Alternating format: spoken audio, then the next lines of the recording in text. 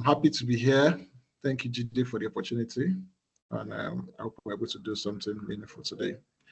So can you see the slide I'm sharing right now? Yeah, I can see it from my side. Okay. Okay. So we're going to do data analysis with Microsoft Excel. And that's what we're here to do today.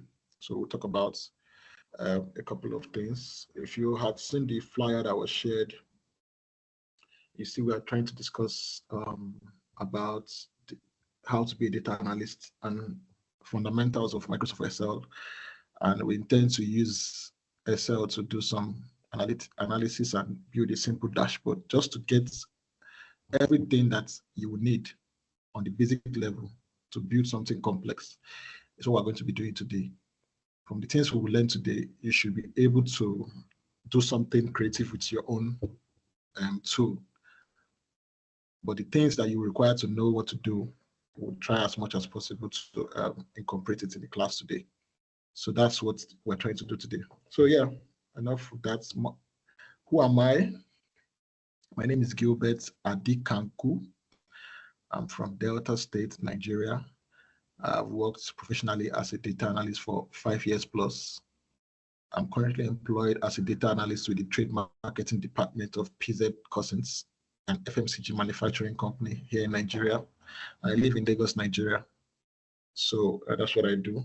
And my day-to-day in the office, I use only Excel. I don't use SQL. I don't use Python, just Excel. I'm not saying that people that use SQL and Python are not data analysts, but I'm just saying that that's what I use most of the time. And that's what I've been using for over my 5 years of experience. So let's get into to this program. We'll talk about the topic of the class is supposed to be it's not supposed to be Microsoft Excel with data analysis with Microsoft Excel rather. But before you start analyzing data, and which is something that many boot camps actually do, they just tell you come and learn data analysis. Come and learn data analysis. We are using Excel, SQL, Python, Power BI, Tableau, all kinds of tools that call for you. But the thing is, those things are just a means to an end. They are not really they don't determine you are a data analyst because you know them. You have to know data. You have to know what you are trying to analyze, then you use them. Because just as data analysts use Excel, accountants too use Excel, and many different professionals use Excel for different things. Those people who work in supply chain, those people who work in demand planning. In short, Excel is a literal office tool for all kinds of bookkeeping and what have you. So when you talk about data analysis, you need to know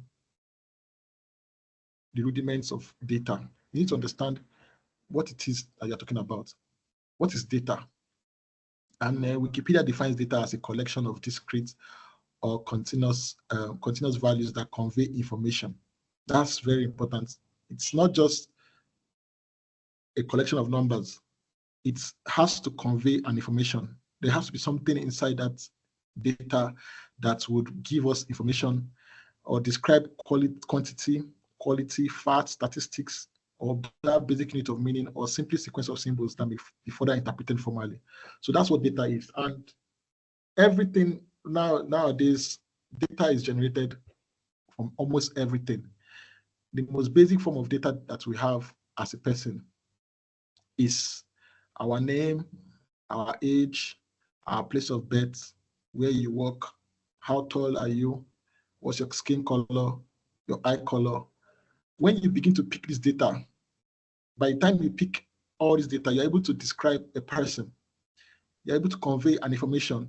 If they ask you, are you black? What's your skin color? You say I'm black, and I'm Hispanic, or I'm Caucasian. That tells somebody that this person is from this part of the world. This person is African. This person is European. This person is American. This kind of data are the kind of things that convey information, and they are very meaningful. They describe things, facts, and units. So that's data is just anything that conveys information that can be interpreted formally. So like I said, if somebody asks you what's your skin color, you say your skin color is black. It's can be interpreted formally as somebody that's from Africa or is an African American. As people are black, and yeah, so that's what that's what data is. Data is everywhere, and that data is data conveys information. Now, why do we analyze data? So there's a list here, but I want to bring it back home to my office where I work.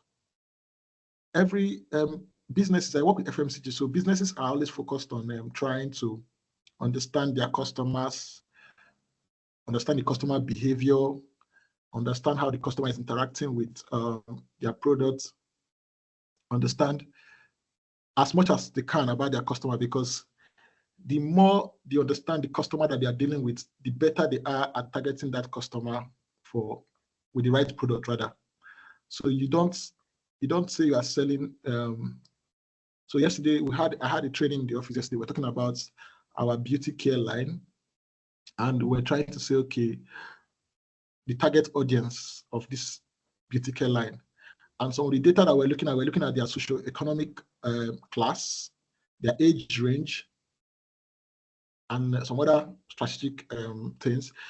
These are the data that we're trying, these are data that we have been able to generate of a person that would expect to buy our products. That's just at the surface level. And when people start buying that product, we begin to look at how they buy, when they buy, where did they buy from, so that we're able to also decide how we'll move the product to reach the customer faster, so that they don't have to wait too long to get the product. So these are the things that analyzing of data can help us do. It can help us answer these questions about who our customers are, where they are, and what they do. It can help us solve a problem of not marketing correctly to the right person. It can also help it can support decision making at any level, whether for the salesman, for the strategic business partners, for the executives in the office. It helps them to decide correctly on the kind of product that should be sold, manufactured, where it should be sold, and who it should be sold to. It also helps us uncover hidden patterns or correlation within data. You realize that probably your product gets sold better in neighborhood stores instead of in open market stores, or your product sells better in a particular region instead of another region. You're only able to know this kind of information from the data you have generated. You can correlate data from geographic purchase. So people that are buying in Abuja, what kind of things do they buy in Abuja, for instance? That's a state in Nigeria. Or people that buy in Lagos, what kind of things do they buy in Lagos? So that way you're able to tie a popular product to a region. So you don't be sending wrong, you don't be sending wrong products to the wrong region. You can imagine that you don't have a good data that you can imagine you don't analyze the data properly, and now you want to sell, let's take for instance sanitary pad. Let's assume that nobody knows who are the people that use sanitary pad, and now you're sending sanitary pad to a men's wear store. It's not as if some men will not buy for their wives or girlfriend, but it will be very to be a thing of miracle if you actually hit profit from your business, because every guy that comes into the menswear store is not looking out to buy a sanitary pad. So basically your goods will be on the shelf forever, except maybe something happens miraculously. So but when you realize that this females go to that store a lot, and this my product is something that females will use, your data will tell you, okay, this store experiences, girls go here, they buy things here. So it will help you to know, okay, if I put my sanitary pad in that place, it's likely to get bought, because that's where the people that the right audience are. We can cover these things in our data pattern. It also drives business strategies and improve performance. It makes studying data simpler and more accurate. It determines ROI of marketing and sales efforts. And like I said, understand customer behavior, patterns, and market trend, and many other things. You can even track your own self, your data, the data that you yourself generate, how you spend your money every month, what you eat, the kind of nutrients you consume. You can track a lot, and it can help you to be a better person financially or eat healthier. So that's why we analyze data, to get information, to uncover hidden patterns, and to understand and to make better decisions, right? So now we have forms of data. I hope I'm not going too fast. Hello, class. No, yeah. You're not. Okay. All right. So we have forms of data. We have what we refer to forms of data. Now, we have the qualitative data, also known as categorical data, and we have the quantitative data, also known as numerical data. And these two types of data, they have different use cases and how they are being used for in analysis. Now, when you talk about qualitative data or categorical data, there are two types of. It has two subcategories. It has what they call a nominal data, and it has what they call ordinal data. Now, so nominal data represents categories or labels which are without any inherent order, ranking, or numerical significance.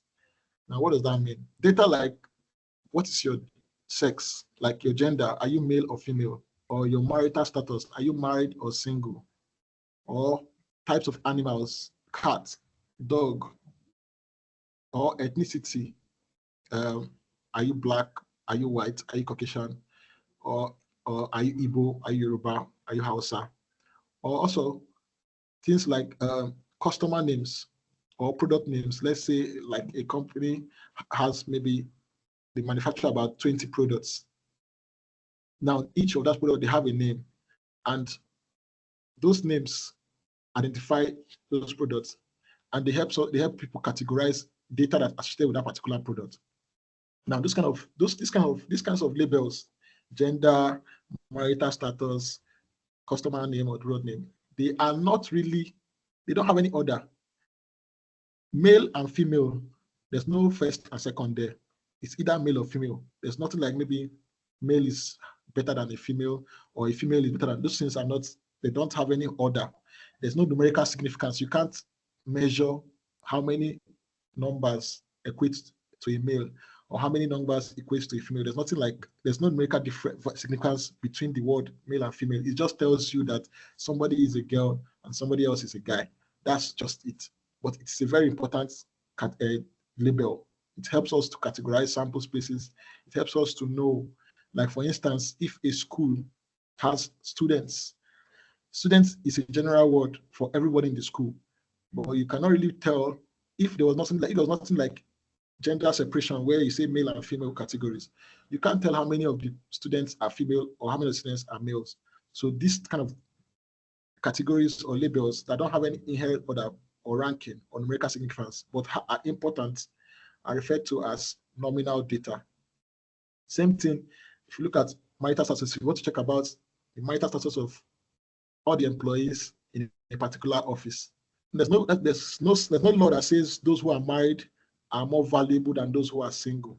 Or if there's no measurement of numerical significance on the status of a person, the marital status of a person, a married person or a single person, this doesn't mean anything. It only just tells us if the person is married or not, and it can help the analyst to know a certain amount of people who are married and those who are single in the firm.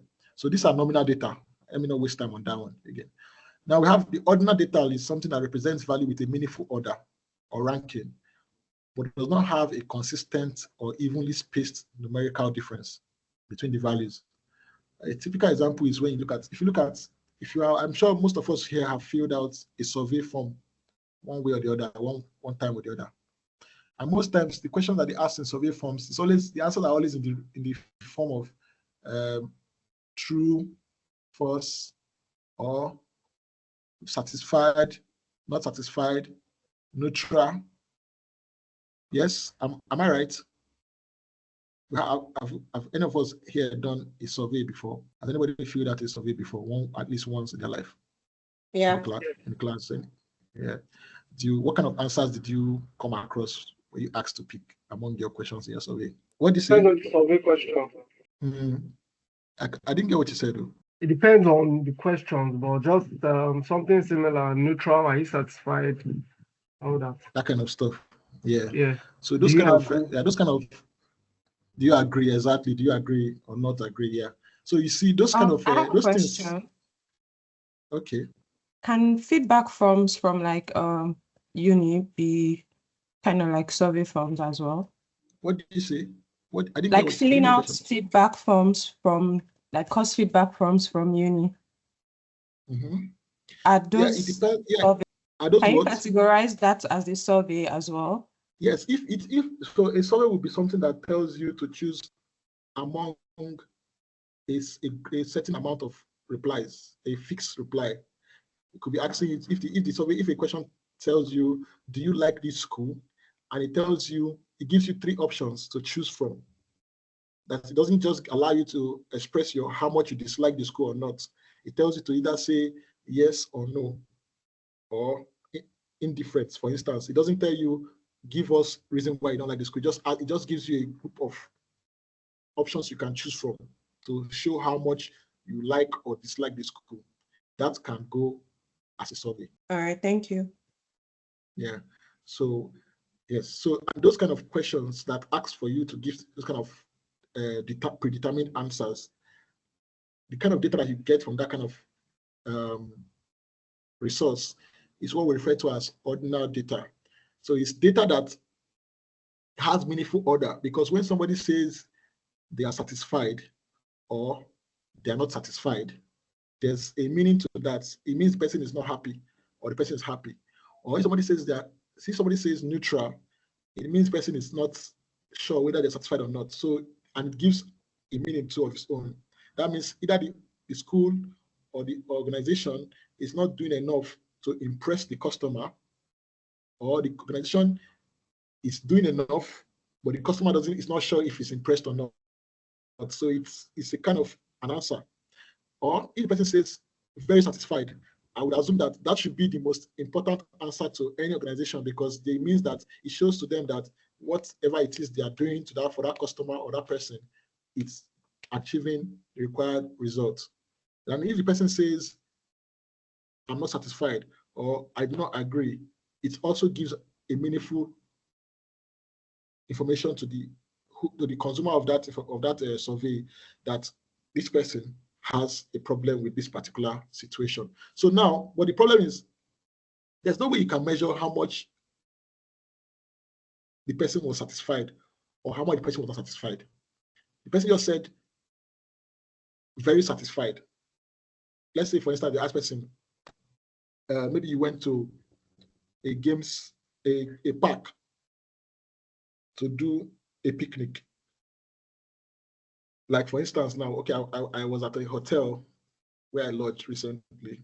So when I was when I was checking out, one of the receptionists at the hotel came to meet me. I was like, "Can I fill out this Microsoft form?" They asked me, "Well, how did I? What was my? How do I feel about the dinner?" They told me to say, "Am I satisfied? Not satisfied? Or neutral, something like that." I can't remember the options, but around that range. They asked me a couple of questions. What do I think about the room? Did I enjoy my experience in the room? If I say I agree, I don't agree, or whatever. So now that was a survey, and that kind of data would help the organization to know if they are doing well, if their room service is okay, if their kitchen is doing excellent with the food, because actually I was satisfied with their food, so I said I was satisfied. They had a very good meal, anyways. So now this is what they call ordinal data, data that has meaningful order or ranking, but does not have a consistent, evenly spaced numerical difference. Because when I told them I was satisfied with their food, they don't know how satisfied I was. I just said I was satisfied. They don't know if my satisfaction was 100 over 100 satisfaction, or if it was 80 over 100 satisfaction, or if it was 50 over 100, which is basically in my own mind, like, then try, sha. All they asked, all I could take up with that answer was satisfied, and I could be satisfied.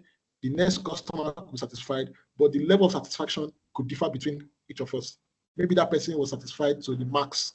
Why me? I was just satisfied to, because of, say, I don't want to sound like a bad person or make them feel bad, kind of satisfied. So I'm just saying that data like this that doesn't have consistent or evenly spaced numerical difference between the values, but have a meaningful order, is what we refer to as ordinal data. I hope that is clear. Is that clear? Very clear. Thank you. Very clear. Yeah. All right. So now we have what they call quantitative data. This is basically just numerical data. And under quantitative data, we have discrete data and we have continuous data.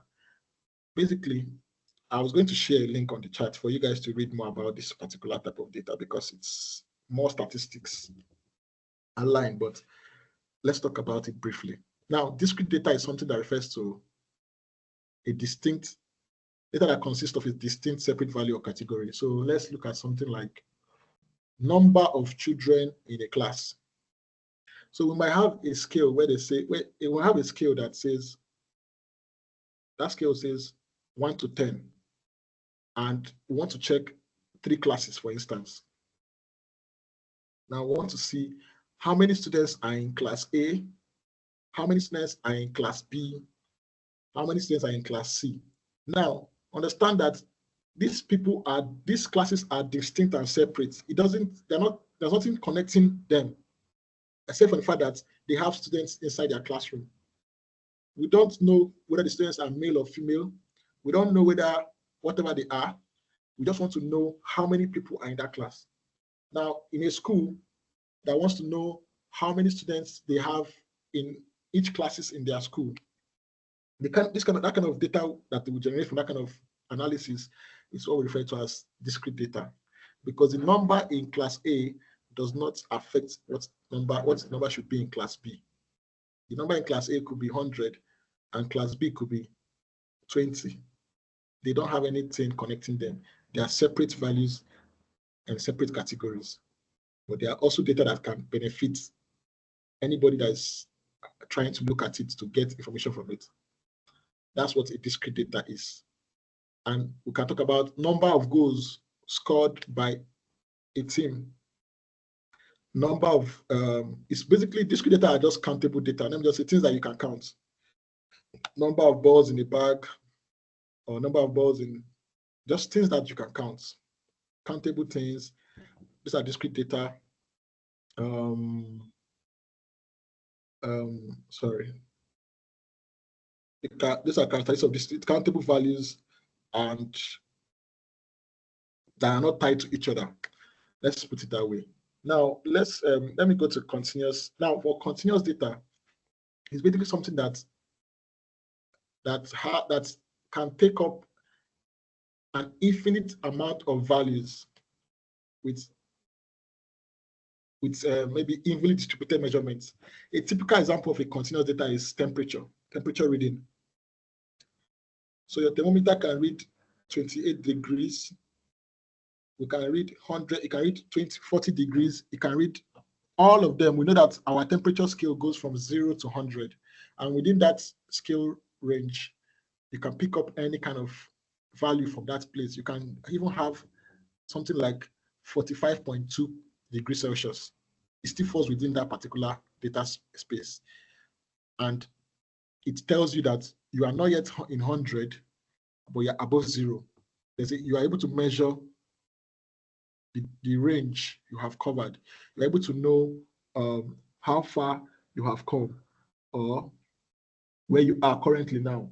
So a typical continuous data are data that are used to measure precision, infinite values. There's no gap or discontinuity in that data range. Well, like I said, we know that our scale for temperature is 0 to 100, but you can measure any amount, any kind of data in that range. You can have something like 0.561 degrees Celsius, for instance. You can have something like 43.2 degrees Celsius. You know that you are still within the range of 0 to 100. You can measure to any level of precision. There's no gap between data point A and data point B. It's just continuously moving like that till you get to 100. It can even go beyond 100 because temperatures go beyond 100. We have 120, we have 330. As hot as it can get, it doesn't stop. It keeps going. So that's something I would call a continuous data. can anybody, does anybody have an idea of something that can be a continuous data that's apart from temperature? Let me see if that sticks. If there's anything you can think of that can be a continuous data. Does anybody What about scale measurement? You said? What about scale measurement? Yeah, weight, Abby, for weight. Yeah, for weight. Yes, exactly. That's a typical example of a continuous data. Yes, temperature readings, height measurement, weight measurement, time interval, our time too. 1 hour, 2 hours, 3 hours, 570,000 hours. It doesn't stop, and there's no difference. It continues. 3.45 seconds. People's yeah. So yeah, those are examples of continuous data. Can the number of people suffering from like a particular disease, like maybe diabetes or cancer, be quantitative data? Yeah, that's a discrete kind of data. That's a discrete data, for instance. That is something that is called, I'll categorize as a discrete data. Number of people suffering from cancer. Yeah, it's countable. It's countable. Do you understand? Yeah. So yeah, that is discrete because number of people suffering from cancer is not tied. It's not limited to it's not connected. It doesn't. You can't say 0.5 people are suffering from cancer. It has to either be 1, then 2, or it has to have an evenly spaced distribution. You get? So you can say it's 10 people suffering from cancer, it's 500 people suffering from cancer, but you can't say 10.5 people suffer from cancer because there's not really nothing like 10.5 people. I hope that is clear. Yeah. Yeah.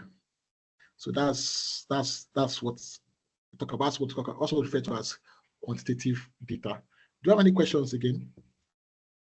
Or do we go on? Any questions so far? I'm assuming no questions. Okay, so another one that is very common there that I will talk about is time series data. That one is a very, in short, literally everything we do right now on the internet is measured with a time series data. When you logged onto your Twitter accounts, Twitter has that timestamp on their database. They measure the time you logged on, the time you logged off, the date, the year, like that. Record over a sequence of equally spaced time interval. That's what the time series data is. And if you use a digital device, you literally can actually have that kind of record. You can know when your phone could be even taking it now, and you may not know about it, but data that is recorded over a sequence of equally spaced time is referred to as a time series data. In my day-to-day job, a typical example of a time series data we talk about is, let's say, orders over a period of 3 years. So we can get order for every particular day for the period of 3 years. First, second, third, fifth, like that. We have those dates and the order that were made. And by the time we have generated that kind of data, we are able to have able to visualize a view of how our product has performed over that period of time. Probably it wasn't selling very well in 2021, but by the time it got to 2022, December, we started experiencing an uptick in our sales. So we're able to say, okay, we're able to have that progressive line showing how it went from 0.0 to wherever it is now. So these are things that's what they call time series data. Anything that has this equally spaced sequence is a time series data. Most of it is just time and dates. Most of it is time and dates, seconds too. But that's basically majority of what the time series data is. So I think we've talked about forms of data. So is everybody okay with the understanding that they have about these forms of data that I just talked about? Yeah. Yes. Please, I just want us to be able to talk so that we can know when the network even breaks up too. So yeah, so we're good. So now tomorrow if they ask you what's the nominal data, okay. If they ask you what's the nominal data, you can answer. Or what's ordinal data, you can know, right? Yeah. Even from now on, self, if you start moving around your day-to-day activities, you begin to see this data, you begin to see these things like that because you now know what they mean and you now know how they are identified for whoever is taking those information. So let's move on to the next slide. Now, data analysis. There's a way you have to be a data analyst, you have to think like a data analyst. It's not just, like I said, it's not just the tool. It's about the mindset. It's about the way you interpret things. It's about the way you look at situations.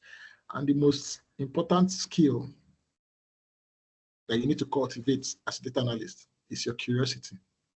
You have to be very, very curious. In short, we'll do a task right now to test, to see how curious each and every one of us is in the class here is. So before we do that task, let's just talk about curiosity. You have to be very curious. You have to be very good at asking questions. You have to, when you look at a data set, before you even try to visualize it or anything, just by the virtue of the things that are present in that data set, you have to be able to start imagining questions that the data set can answer for you. What can you get from that data set? What kind of information do you think that data set can give you? You have to be able to have that curious mindset. That is what really helps you to be able to analyze data and get meaningful information from it.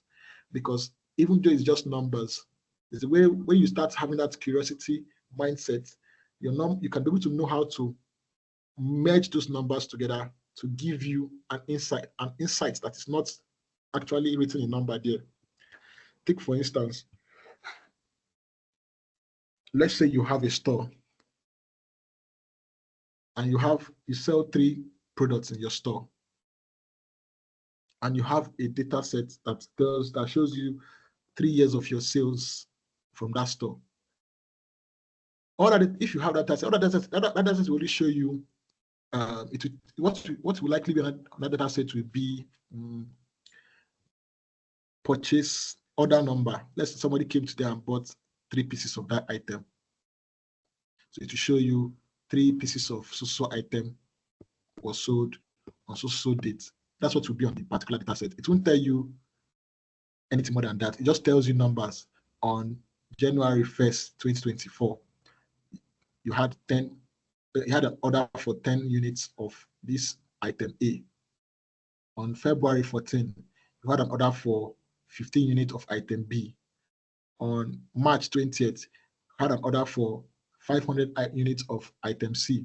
And like that, that's what that data will just be building up on that kind of, that's what it will be giving you. But a curious minded person, a curious data analyst, when looking at that data set, will begin to wonder, which one sells the most amongst these 3 items? Or which one does my customers like the most? And how do I, when you begin to look at that data, you begin to find stories, you begin to think, what can I get from this data that can help me to improve my business? Probably when you ask that question, which one sells the most, you realize that item C sells the most. So on your next visit to your distributor, you don't go back there buying item A that only sold 1 item in January. You buy more of item C. So that data has helped you to mitigate bad investment. That's helped you to know that instead of putting your money into an item that doesn't get sold fast, I'd rather put my money into this item that has orders as high as 500 in one day. So that's kind of things you would find and more. So, but let's look at a data set now. Don't fret.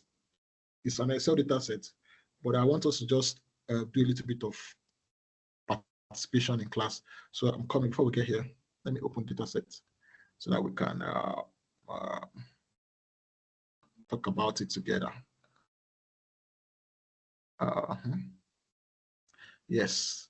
So can everybody see my screen? Can you see the Excel sheet I'm showing right now?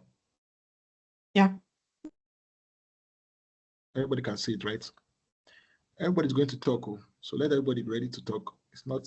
Let me just give you a brief metadata, or a brief information about these data sets, or in short, let me not say.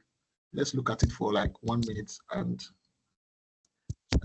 anybody can come up and tell me what they think this data set is currently. What kind of information, or what does the But the data data set tell us about? isn't looking clear on this end. You say what? The data set isn't looking clear. It's the Really? text are small. Yeah. Maybe you can just enlarge it more. How about now? Yeah, it's better now. Better, yeah? Yeah. Okay. Okay. I wanted you to get all the table value. Okay, yeah. So it's better now, Abi? Yeah, it's better now. Thanks. Okay. All right. Okay. Okay. So what do you think this data set is talking about? It's a Anybody data can set answer. for products, hardware products like devices, gadgets, computers, phones, and most likely for a vendor that has different quantities with their amounts of these products. So it has the manufacturers, the brand name, the category, if it's a television or a decoder, microwave, etc., and their category and quantity as well. So it's like for a vendor or something, like a business. Yeah. Thank you. Exactly what you said is correct. Looking at the data set, you can see that there's a manufacturer name, there's a brand name, there's a product subcategory name, there's a product category name, and there's sales quantity, sales amount, total cost. Yeah. So does anybody have anything to add to it? It's a hardware company, they sell electronics. You can see they sell all kinds of electronics, and they sell electronics of different brands. The manufacturer names and the brand names are not the same, but some slight differences. Like if you look at this line on 22 where you see Datum Corporation, then the brand name is A Datum, but most times they're almost the same thing. So, but the product tells us that they sell things like cell phone accessories, television, camcorders, laptops, projector screens, and they are categorized home appliances. So if let's say we try and filter it to just see only home appliances, to see what they categorize as home appliances. So we see that they have coffee machines, they have microwaves, they have washers, dryers, they have lamps. All these are all called home appliances. So this category tells us that these are the hardwares they sell. So now,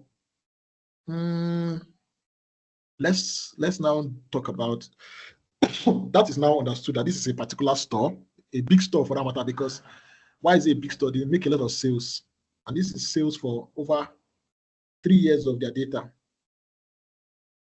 3 years of their data. It has about 63,000 lines, so they sell a lot of things, and they sell a lot of people. It's a big store.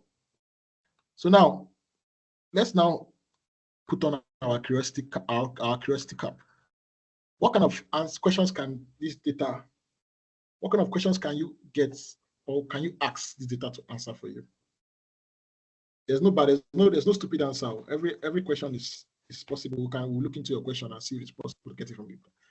So let's just look at the data that we have. This is all we have. We only have product name, brand name, dates that it was sold, the quantity that was sold, the amount that quantity was sold for, and total cost, sales amount, Okay. total cost. So what kind of questions do you? We definitely. Okay. This one, sorry, who wants to go first? You can just raise up your hand if you want to talk, so I can just call you up. Or you can just raise your hand on the chat. Yeah. Okay. So Pizu, let's go with you first. Okay. So can we go back to the Okay, to the data page, set. please? Yeah, sure. Okay. Can you see it? So first, we're being able to actually determine the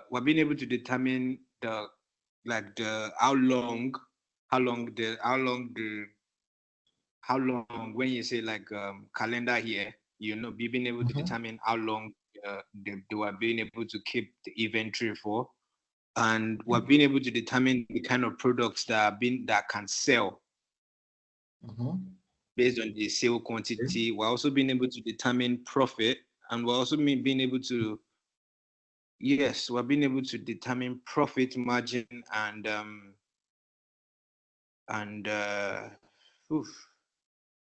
yeah, that's all I see for now though. Okay, cool. So you're saying, so your own point was inventory. We can determine the inventory of products. We can determine the products that are selling very well. That's what you're saying. Yeah. Right? Yeah, and the products that are least selling, and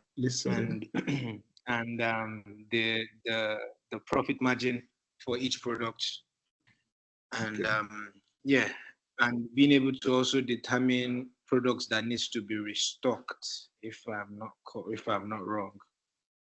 Okay, so you can see, let's not forget about the columns tell us the kind of data we have here. We have manufacturer, brand name, subcategories, this, and sales quantity, but we don't know what the inventory holds. So we can't really know what they still have in stock, right? But we know what was sold. Do you understand? Yes. Yeah, did you get what I'm saying? Hello? Can you hear me? Yes, we got it. We got what you said. Okay. So somebody else is raising up their hand. I thought Peter raised up his hand. Okay, Nello, please say what you have to say. Okay. Good afternoon. Good afternoon. Please, can I see the data set again, please? Yeah, yes, I'm showing it to you.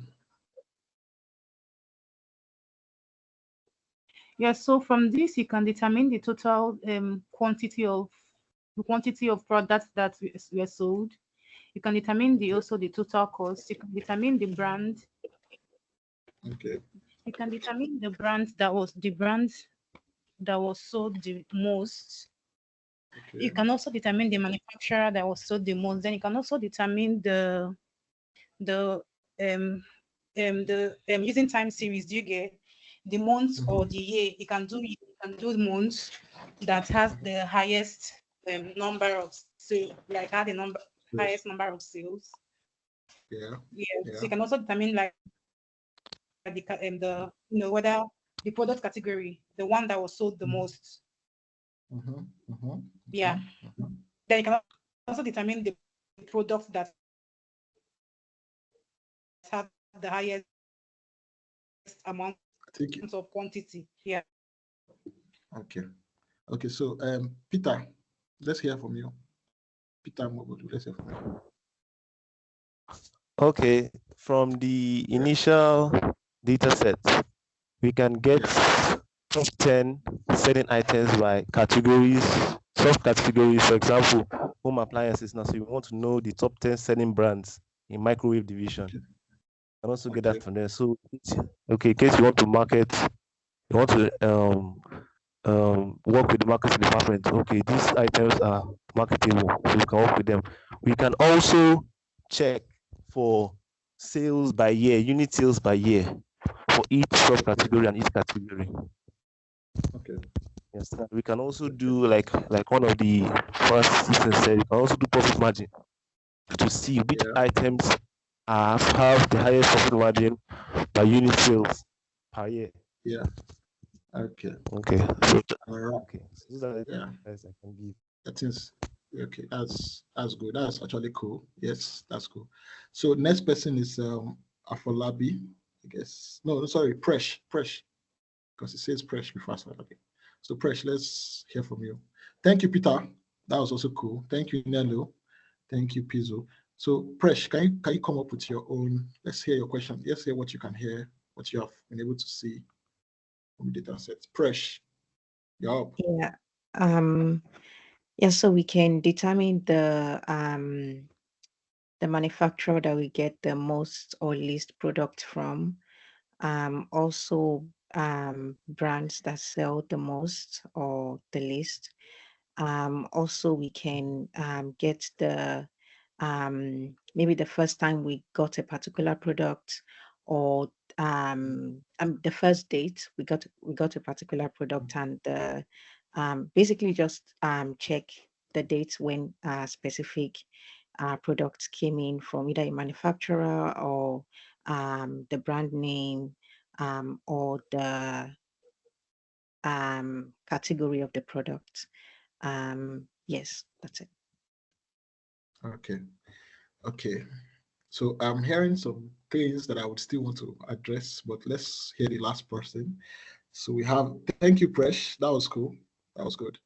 So Afolabi, can you come up with your questions? Or what it is that you find this data can answer for you? Thank you very much. This data set feels very detailed. It covered a number of years, and for example, it can give us insight about what time of the year a particular product is selling. Since we have a number of years, we can also determine, for example, if you look at in the home appliance category and you look at washers and dryers, if you see that there's a particular period of a year where washing machines sell, and just to bring out curiosity in the data, and you can be able to know that, okay, maybe during the rainy season, washers and dryers sell over a particular year. You'll be able to know that during rainy season or during dry season, something sells. Just gives us insight about different times and different period of time where a particular category of item sells more. That's it. Okay. That's what I can see. Yes. I appreciate everybody's answer. And I'm not expecting anybody to say the right or the wrong answer. It's just what you feel you can get from it, which is very good.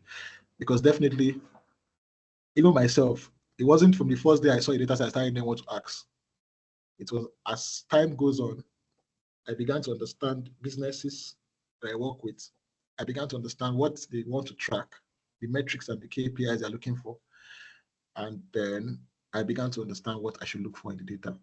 We all know that. So everybody has said a good thing. So, but I want to now come in and say something. I noticed some people were saying something about we can know when the data, can know about the inventory, or we can know when we got something and when we sold it. Actually, in these are data sets, we can't know that information about when we got something. Because one thing you need to know about a data set when you see data set is you have to first look at the headers, which is what is in this first line. These headers are what will tell you what are in these columns and what they stand for. Obviously, it's quite straightforward. This one says date label. So we know this is a column that contains different dates. And we're able to know that, okay, the dates, the thing has several years. It goes from 2007, 2007 to 2009. So it's about 3 years of data. Oh, sorry, 2 years of data rather. Yeah, 3 to 27 to 29. Now, we also know that manufacturers, so we have a list of our manufacturers, and we have a list of brand names, and then we have a list of products of categories. The kind of categories, then these are all this kind of data. Before I even go forward further, what do we call these kinds of data that I've been talking about? This ones I've talked about now. This one, and this one.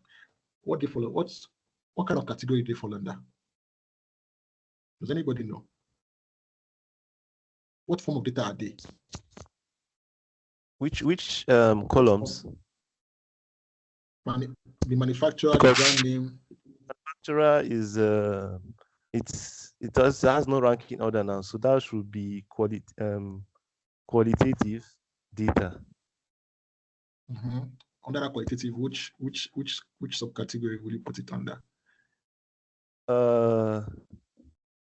Let me show you. Let me show you this slide again so you can help you. That's nominal now. Yeah. It has no order. Nominal. Oh. Yeah. Nominal. Yeah. You're correct. Nominal data. Okay. So that's a nominal data. These things are just nobody's better than anybody here, but they are just all brand names. And they have importance, but they don't have any order. Same thing for the appliances. So most times, so now, and we have sales quantity, and we have sales amount, and we have total cost. Now, for first thing, I know that this particular data is from a store that sells to retail. It's not a distributor. It's because if it was a distributor, it might be having another business name, but we can see that there's no customer name here. We don't know about, doesn't tell us who customers, they don't tell us who the customers are that bought the product.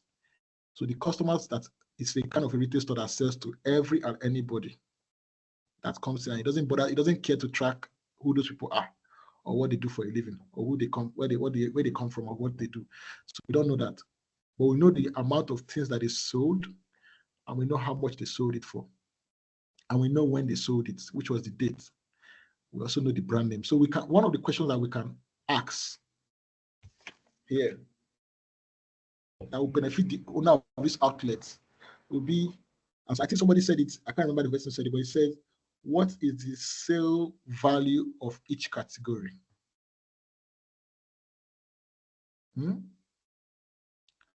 So, do you understand what that question means?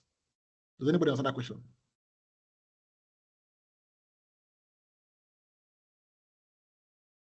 Hello? Yes. So, did you understand that question I just asked? What is the sales value of each subcategory or category? Yes, I think I understand what it means. Yeah. So elaborate more. What do you say? Should I elaborate more? That's fine. Yeah, you can elaborate. Let me elaborate. Okay, like elaborate on it. The sales value is the actual value of each item in each subcategory. For example, if you are looking at the quantity and the pricing of the equipment, for example, the category of cell phones or computers, for example, computers, you want to know the sales value of the desktops there. So you put the number of desktops times the actual value of each desktop. That will give you like the sales value of each item in each subcategory. Okay. That was close. That's close. I appreciate the answer. Very good. So let me just explain better from how we look at it from a business point of view. So every business that you see around, they're all trying to make revenue. That's their end goal, profit. They want to know the best-selling product. They want to know the best-selling category. They want to understand what their customers like the most, because they don't want to waste their time buying everything as to sell for everybody. So now, an analyst will come and look at this data and say, what is the sales value of each subcategory? Now, that tells us that now that we have the sales amount, this sales amount is just telling on each line. For instance, this first line says somebody came and bought a coffee machine, 55 of it for 14,332 any currency, let's say dollars. So $14,300. That's one purchase in 2007. Now, let's look at all coffee machines that were sold. Let me try and filter it now. Just search coffee machines. You don't have to know what I'm doing now. We're just looking at the data just to get our mind constructed for how to think and ask questions. So we can see that coffee machines of all different kinds of manufacturers and brand name were sold. Costco, Adventures, whatever. But all of them are coffee machines, and they were sold for different part of the years, and they were sold for different amounts. But when I say I want to know the sales value of the category coffee machine, I want to know how much this whole column will amount to. It's a very long column now. I'm just scrolling down to see to the end. It's a very long column. I'm just scrolling down. So you see how this is really long. I can't if I'm going to be doing this, it will take me forever. But I just want to show you one category, how it goes. So now, this is the end of this category. If you look at, if you can you see my screen down here? Sorry, just down at the bottom of the Excel. Can you see it? Where it says counts and it says sum. Can you see that, please? Hello? No, we cannot see it. You can't see it. Yes, but they need to blurry. You have to this place here. screen. Can you see this place? It's tiny. Yeah, I can see it. Yes, you can see it. If you're joining from a computer, then you'll probably be able to see. Yes. So that thing tells us. I can see it. Yeah, you can see it. It says it's something like about. Okay, let me put this. Yeah, it's 83 million, right? It's something like 3 million. Yeah.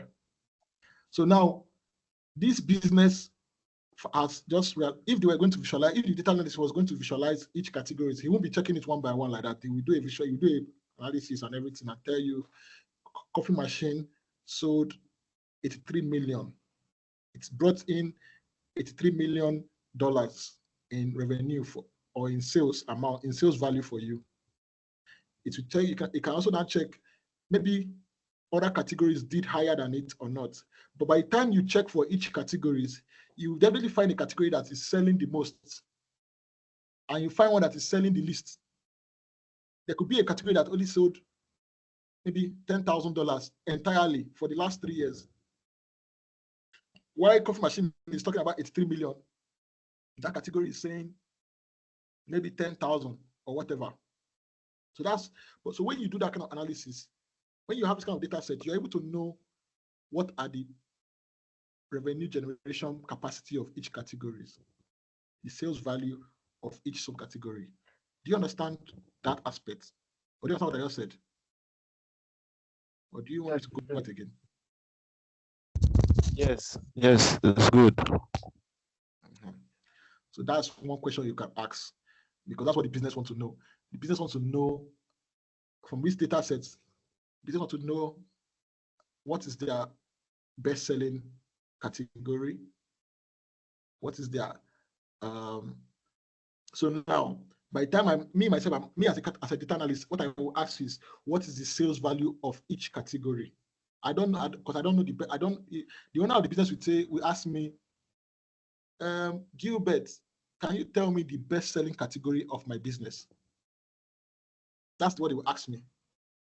But when I see the data set, what I would want to ask is, what is the sales value of each category? By the time I get every category sales value, I can be able to tell the business owner that your best-selling category is coffee machine, because in the last 3 years, you have sold $83 million worth of coffee machines. You understand? So that's one question you can ask. Another question you can ask is, let me be typing it out as I'm, okay, let me just, you can take it, let me see. Okay, another question you can ask is, we'll talk about which brand was the most profitable each year? If you want to put it by year, or just want to ask, which brand was the most profitable? Now, we have several brands here. So that means there must be a brand that everybody likes. Just like people like iPhone in Nigeria so much. Right? Abi? Everybody here is in Nigeria now. Abi, some people are not in Nigeria, but we know that Nigerians like iPhone. Do we agree on that? Oh, we're not sure. Worldwide. You say what? Worldwide now. We agreed. Yeah, worldwide, but I'm just let's localizing it to our okay, worldwide, everybody likes iPhone. So, but I will say people would buy. Okay, so people buy Apple devices. They love buying it. They spend money buying those things. So it's a brand that people associate themselves with. There are so many other brands, but the Apple brand is a very, very successful brand. So now in this case of our data set, we have several brand names here. We have AdventureWorks, we have Fabricam, we have Costo, we have Crosswares, and all whatnot. Now the businessman, maybe when he first stocked up his shop, he just decided to say every kind of brand that sells electronics, I'm buying it just to start out. And he has been selling things for the last 3 years now. So he wants to streamline his investment to only focus on brands that are profitable. Profitable in the sense that the difference between the total cost and the total sales amount will tell us the profit. So probably he bought this 55 quantity will actually cost $7,651. But when he sold it for $14,322. Now he wants to know like this, which of those brands actually brought in the most profit for me? So because I want to go, that's what I want to buy next. I don't want to keep buying all kinds of things. I want to focus on those brands that are bringing in the most profit for me. So these are the things that I can ask this data. What is the most profitable brand? Because I know I have the brand names, I have the product quantity that was sold, I have the total cost, and I have the amount that was sold in sales. So I can actually generate what is the most profitable brand from that information. As we go on in the class, I will explain some things that will make you, because now you can't see, there's no column that says profit here. I already just told you that total cost and sales amounts will give you profits. But when we go further in the class, we'll get to a point where we'll now start doing things like feature engineering, where you add some things to your table that will give you more granularity, that will help you to analyze better. But we'll talk about that later. Let's not bug it. Another question we can ask is, what is the best performing brand in each subcategory? Somebody, I think it was, I don't know, somebody asked that. Somebody actually brought up that question, and that was a good question too. And many other questions. Let's not, but I think you guys get the point. You get what I'm trying to do. I think you get the message I'm trying to pass across now. Yes. I don't know. Yes. So the first thing you will do as a data analyst is to spend time looking at your data set. It's not to start working on anything. Just get data sets in front of you and just look at it. Look at it. Spend time looking at it till the data set start talking to you. That's when you begin to work on it. So you look at it, you try to assimilate the content of the data set, you try to digest what each column is representing, you try to think about how each column connects with the other and what results they can bring for you. And if you spend time like that, actually thinking deeply about what you are saying on your data set, you begin to seek the kind of questions you can ask and the kind of answers you can get. And it's a thing of practice. You do it, the more times you do it, the more your mind starts fashioning itself towards that kind of thought process, so that you won't have to spend that much time anymore looking at, when you see a data set, you quickly know what to ask and you know what to do. But as somebody that's just starting out, or you're just doing it for the first time, you should spend more time looking at the data set that you have in front of you. Most bootcamp will tell you data cleaning, data gathering, or whatnot. I won't lie to you. Very few of us actually go out to gather our data by ourselves. We're not in 1954. The world is very advanced now. Data structures have been built. Data infrastructures are built every day. So you might not even have to gather data from any unclean resources. Like, it will be very structured in a database somewhere. The thing that you will need to be doing will be to look at the data and to be able to know what to ask. That will be the most things you'll be doing, and know how to pair the information on your data sets to bring out insights. So that's what I would tell anybody that's trying to learn data analysis now, that train your mind to think like a data analyst. Train your mind to know the questions to ask when you look at the data sets. Spend time looking at data sets spend time trying to interpret information in data sets before you actually start visualizing anything. So with that being said, Jide, do we take a break now? We should continue. Hello? Yeah, hello. What do you guys think? Should we take a break now or should we go on for another 30 minutes?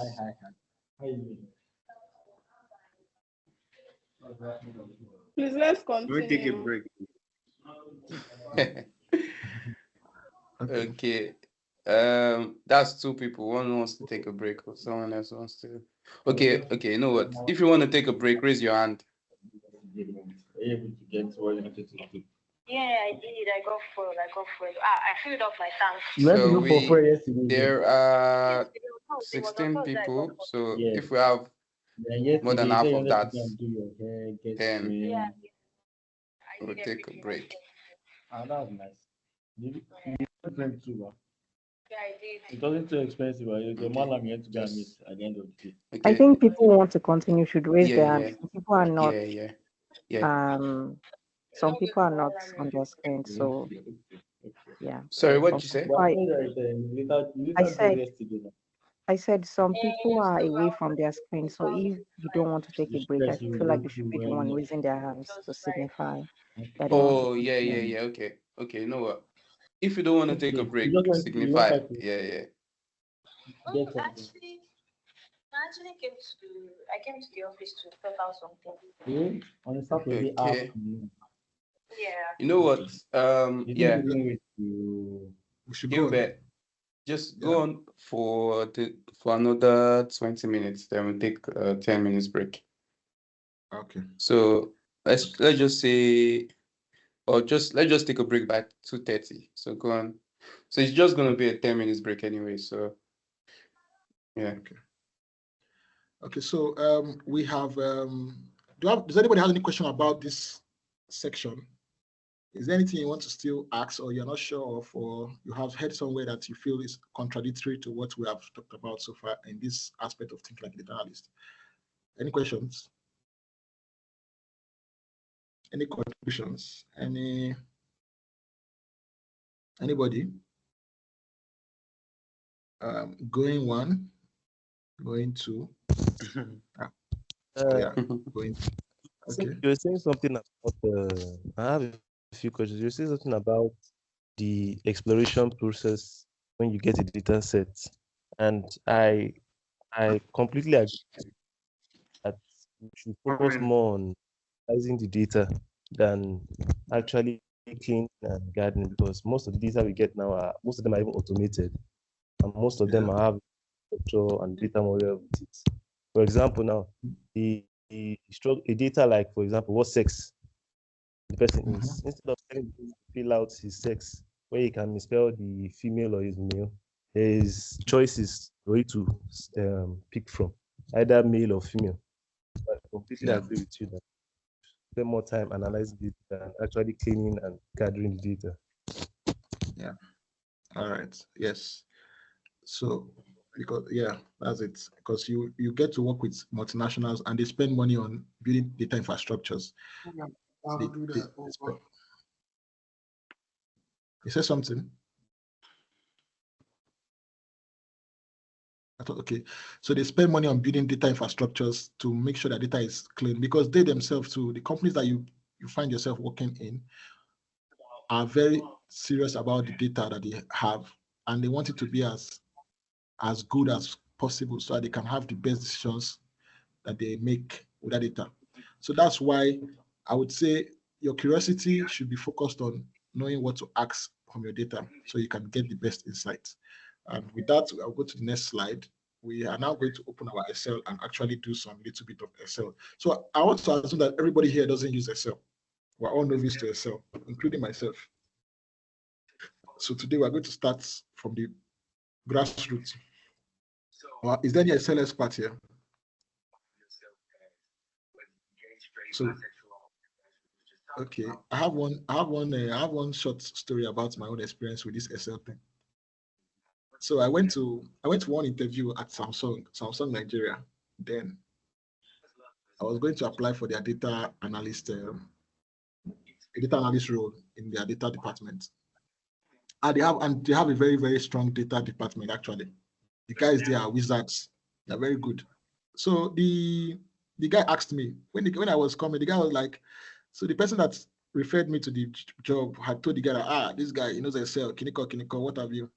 So the guy was like, asked me, he said, on a scale of 1 to 10, how good is your Excel? I said 7. Say, 7. You're very good though. I can't even that guy was like, I can't even say I'm 7. And this was the head of their department. I can't say I'm 7 in Excel. Oh. They're very good. Okay. So I didn't know that I already set up myself like that. When I got to the interview, although I passed the interview, but when I got to the interview, they now brought a set of their Samsung phones and this one, that one, and asked some very crazy questions. My God. I just realized that you can never really know Excel as much as you think you do. Now, where you know, reach, now you know. So, like I said, I want to assume that all of us here are beginners, including myself. Have there anybody that's an expert in this room before we go further? Hello?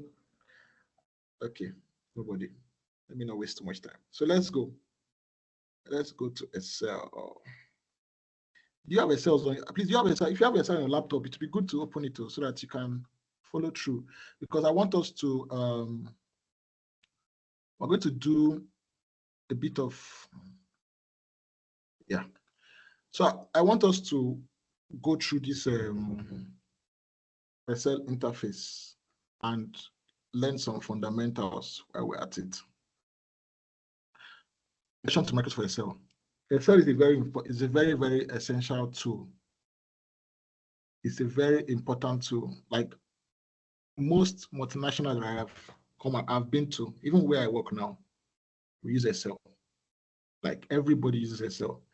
I know that they talk about SQL, talk about Power BI, but I won't lie to you. Most legacy companies don't have that. They have resources for you to use Power BI if you want to use Power BI, but most of them still rely on Excel very, very well. So as much as people try to neglect Excel, I can't lie to you, Excel cannot be neglected. It's a very important software in the office. It's a very important software in the office. That's from what I can say from my own experience. And it is a very good starting point for you to learn about using spreadsheet tools. I'll go further to tell you that if you learn your Excel very well, picking up SQL will not be hard for you, because SQL is just like an advanced version of Excel spreadsheet. It has its language and it can take up more data. But almost everything that you can do with SQL in terms of data structuring and all this kind of thing, Excel can give you something similar to that. So it's a good place to start learning about. So if you're going to even learn about data structure, database, whatever, you have to first make sure that you have a grounded knowledge of Excel, because that knowledge you have would make you pick up those other learning those other tools easily, as opposed to going straight to go and learn SQL or Python to analysis. It will be much more difficult for you to pick up on those tools, because you have to be able to visualize a table in your mind and know how to use a table. When you are writing SQL, it doesn't show you the table. You have to imagine that the table is there, and you have to imagine that the table can combine to give you what you want. So the only way you can be able to have that vivid imagination of a table is if you have worked with Excel, which shows you the table in front of you, just like this. Just like this. This is a typical Excel interface. And up here is what we call the ribbon. This ribbon has so many things that you will use from your day-to-day. It has different tabs, have different tools, but this home tab contains the most used tools, the things that you use the most for any kind of thing that you're going to do Excel. You mostly find them on this home tab. But as you get more advanced, you begin to go into this inserts. Visualization tools are mostly in this insert place. All the things that you use to visualize your data, your charts, your pivot tables, your Excel tables, you find them on this insert table. You also find some other things that you might want to use depending on what you are doing. Page layouts. I don't really use this particular tab. That I don't use this one too like that. Another tab I use myself very well is this data tab. Yeah, so you can connect to other sources outside your Excel and bring them into your Excel sheet. So that's one. Now, review and view. This view tab too is another tab that I use, especially this freeze pane. You use it very well, but that we won't be talking much about it today because it's not something that you need in line with your data analysis. You can do without it until when you're ready to use it. You can learn about it. So let's go back to, so this is Excel. And we're going to talk about this one. I've just done an introduction to the interface now. What else again do I need to talk about for interface? This is the worksheet. This is the worksheet. You can notice that the worksheet, you can see that it is separated. It has a grid. There's a horizontal line and there's a vertical line. There's a vertical line, there's a horizontal line. The horizontal lines are labeled with alphabets, and let's call it, the columns are labeled with alphabets and the rows are labeled with numbers. And every point where there's a column and a row, when there's a row and column intersection, you have what they call a cell. This is a cell. Each place that the column intersects with the number forms a cell. This worksheet, you can have about 255 worksheets in a workbook. This whole Excel thing is called Excel workbook, and you can add as much as you want, as up to 255 worksheets for different kinds of data you want to do. And you have this row that you have here. You have about 1 million rows in Excel. You can add data up to 1 million rows. The reason why Power BI was created was because when the time when Excel was created, data was not as voluminous as it is now. And that time, having a 1 million row data was literally what they call referred to as big data. They didn't imagine that people would generate data that would exceed that number of rows. But as time went on, the world kept on developing. People kept on doing new things. New companies kept on coming up. Softwares became faster. Data started exceeding 1 million rows. Data started going into millions of rows, multi-millions. And Excel cannot go beyond 1 million. So Power BI was created for that reason. Power BI can take more than 1 million rows. Apart from that, there's not much difference between Power BI and Excel, except for maybe the visualization elements that are much more modern. But everything that is on Excel is what is in Power BI. If you learn Power BI, if you learn Excel, you literally can work with Power BI if you want to take it that way. I don't even get to work with Power BI that much in my day-to-day work because we have a database in the office. I just go there and spool what I want to work on. And I'm not writing SQL to spool it actually. The database that we have has a user interface that is made so simple for us to just click on some buttons and get to just generate it for you. It will write the SQL command for you automatically just by the buttons that you have clicked. So that's how it is in my office. Then when I have it, I just bring it down into my Excel and I just begin to use it. So that is why I said I don't get to use Power BI that much. I've not even used it, not that much. I don't use it at all. But it's not saying you should not use it. But anything you learn on Excel, you can literally use on Power BI. The difference is Power BI can take up more rows than Excel. It can take millions of rows. Power BI can do that. But Excel cannot go beyond 1 million rows. Row like this. This is row. So if I go to the can see, this is the last row in Excel. The last row in Excel is about this 1 million or 1.4, sha. This is it now. That's 1.4 million. But that's the last row in Excel. 101 1 million 48,000. Yeah, that's the last row in Excel. If you ever get to that point, you have exceeded your Excel capacity. You have to start looking for something stronger. So that's it about the interface. And one more thing again.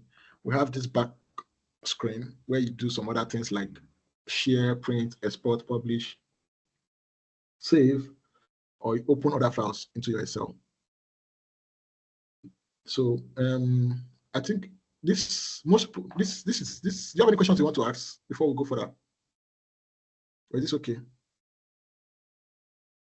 Any questions? It's okay. Don't be shy. Okay. Ask questions, please. If you have. Yes. If you have questions, please ask. If you want to, if you have some people haven't spoken at all in this class. You guys ghosts. Okay. Say something. Let's say something. But let's keep it up. Maybe questions will come as we go. All right. So that's all about the interface. It doesn't. It's not an interesting interface. It's just there. So let's talk about data types.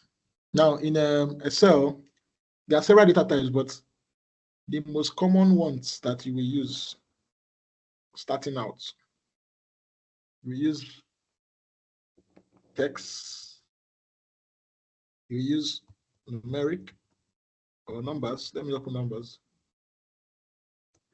And you will use dates.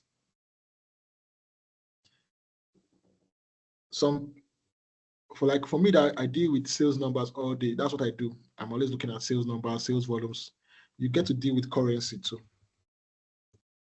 But these 4 things are some of the most common data types that you use. And if you want to pick some other data type that you have not mentioned, you can come to this particular aspect and gives you options of formatting your data to whatever it is you want. You have the time, you have long dates, you have short dates, accounting, currency. It gives you, and you can even do more numerical. You can select more types of data. You can even create your own if you want to create. But I don't think you won't. Most times you won't have to do that because it doesn't go beyond numbers and text. I want us to create a monthly budget, and we're all going to create it together. So, because everybody must contribute. While we're doing that monthly budget template, everything that we need to know about using Excel will come into play at the fundamental level. And I'm teaching like a professional data analyst what you do in the office, not what's on bootcamp. This is what I will do. I spend a very good portion of my time creating templates in the office of different kinds of templates. We're tracking this, we're tracking that. We keep tracking. That's what we do most of the time before even doing the visualization and analysis, because before you start analyzing, you need to track. Tracking is one of the most important things you will do. Like what I do most of my time, I track sales. I track. They are already been tracked already on our database, but I have to bring them down and create a much smaller, digestible template that my line manager can easily look at and say, okay, yes, because she's not ready to go and start looking at the database to start looking for what did our customer in Sokoto buy. She doesn't have that time. So I'll be the one to go on the data infrastructure, spool the whole sales numbers for a particular period that she's interested in. I have a female boss. That's what I'm saying she. So, and then I would now answer the question that she has asked me. Can you tell me what our customers in the north are buying the most? Are they buying we have a product they call Stella? Are they buying our Stella products? What are they buying? How much are they buying? Or can you track performance of our sales in the last 3 months, for the last quarter, or the last half, that's what she just asked me. I will be the one to now know what I need to do to get that information. So I know I need to go on my data, on the data infrastructure. I need to spool the last 6 months sales numbers and massage it as much as I can to get what she wants and give it to her. So that's why I have to create templates. Sometimes the template I create is just to focus on a certain amount of variables. That's why we do templates. So now I want us to create a monthly budget template for 6 months. This template we're going to create would track our expenses. So, and it will allow us to use all the data types that we just talked about now. It will allow us to use formulas. It will allow us to use functions just at the fundamental level, and to allow us to be comfortable with using Excel. If you have your computer, it'd be good if you just open your Excel up and follow the class. So you can just be watching me do it. You too can actually get with the program. I said we're going to build a template that will be a budget tracker, and with that template, we'll be working with different data types. We're doing text, we'll be doing numbers, and we'll be doing dates. Now the template is going to be a monthly budget tracker for 6 months. That's from January to June. So let's start out with text. So if you have your laptop, if you have your Excel, you can just open it. If you know how to enter text, if you don't know how to enter text, just to write anything in your Excel worksheet, just go to the cell where you want to write that stuff and just like put your box there. I'm using my mouse to move this box. Anytime I click on a particular box, this highlights that you are saying comes on that box. So I move here, it comes here. I come here, I click. I'm clicking. You can do that with your mouse. And when you have gotten to the box you want to write something in, just start typing. Just start typing. It automatically starts writing what you're writing. So I'm going to say monthly budget tracker. While we do this tracker, we'll get to learn about these whole things that are in this list here. We'll learn about formulas, cell referencing, structure of Excel functions, work with the basic function. By the time we have finished building tracker, we would have gone through all these things on the list so that we don't waste time. Let's get started. So now we have done this already. Next thing is we want to track our bills, right? So our bills have names, so let's call them. Let's write names. Bill. Let me say bill name. So now I just want everybody to each person should give me one bill that they would like us to track on this monthly budget tracker. Anybody can come first.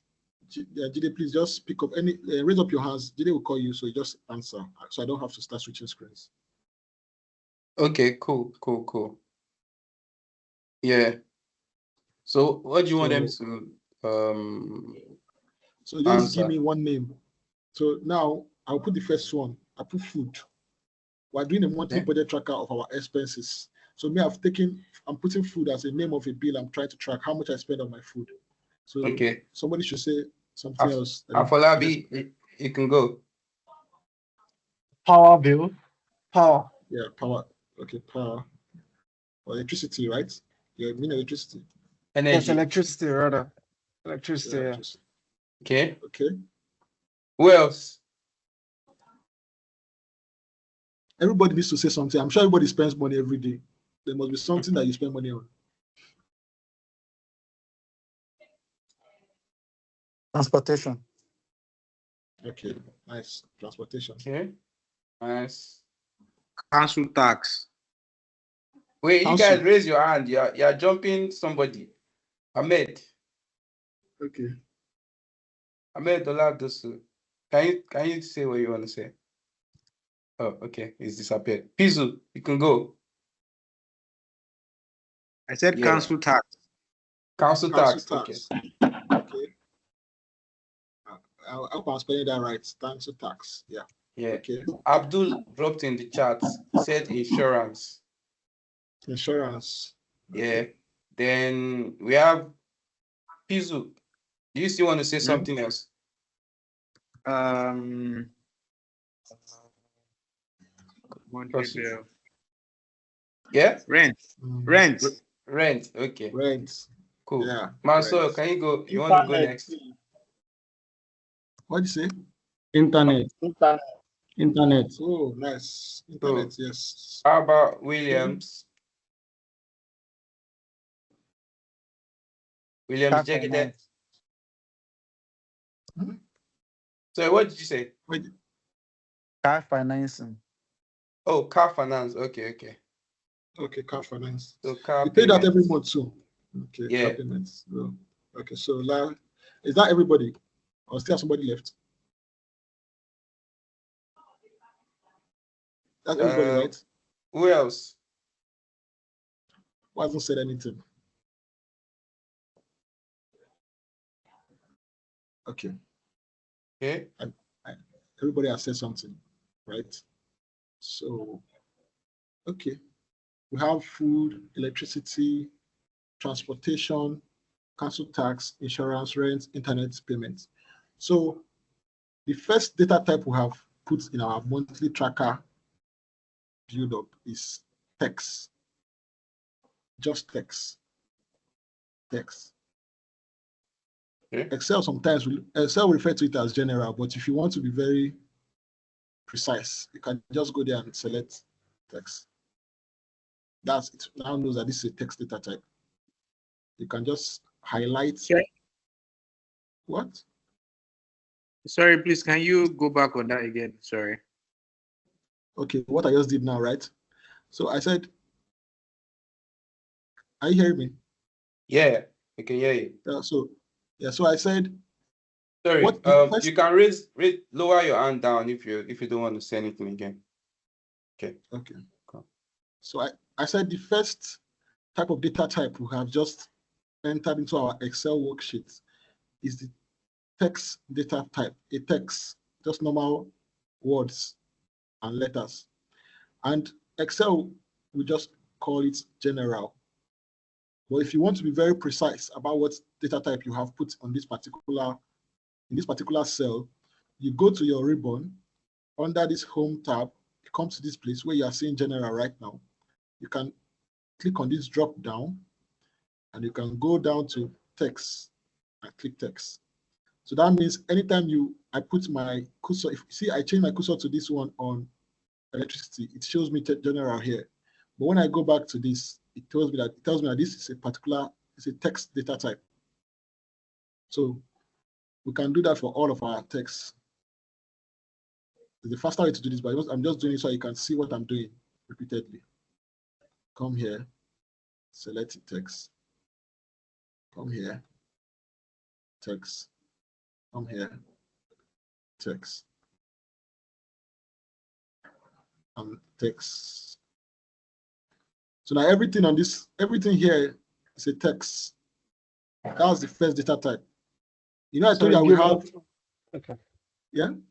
Can we highlight everything and just click text or something? Yes, you can. Yes, you can do that. Actually, we can actually come, hold down your right-click button while you're on this cell, and you can just scroll down, right? And you can just come here and select text. Everything will change to text.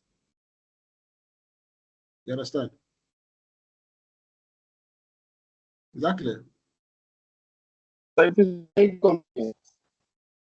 Sorry. What do you say? That's okay. That's okay, right? Yeah. Okay. All right. Okay. So if you notice our write-up here, some of them are exceeding their cell. What I call, remember I call this a cell. This is a cell. But if you can look at this transportation, it's overshooting its own space and even car payments. So what do? You will find this happens a lot. And it's always good to have fine formatting when you're creating templates for your manager or something. It will not speak well of your skill set if you don't know how to format properly. It's always very important that you format your your templates properly. Let the text that you have written stay within the boundaries of the cell in which they are in. You don't allow them to overshoot their position. It doesn't speak well of your job. So when you have situations like this, which you will always have, definitely, you have them a lot because there are texts that always extend beyond the cell default width. You can just come here, come up here until you see that when I was on the worksheet, I had this cross sign, white. But when I got up and got into this part, it changed to black. Can you see it? Can you see it? Yes. Yes, we Yeah. can. Yeah, so while I'm on that, while it's at this black point now, I just double click on my right, is it? Yeah, no, sorry, on my left button of my mouse.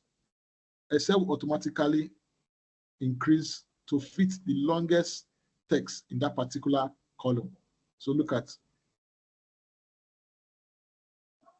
see that?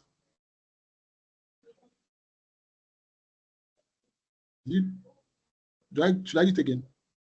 It's clear, Abby? I think it's clear. So that's it. That's how you double tap to fit into your cell.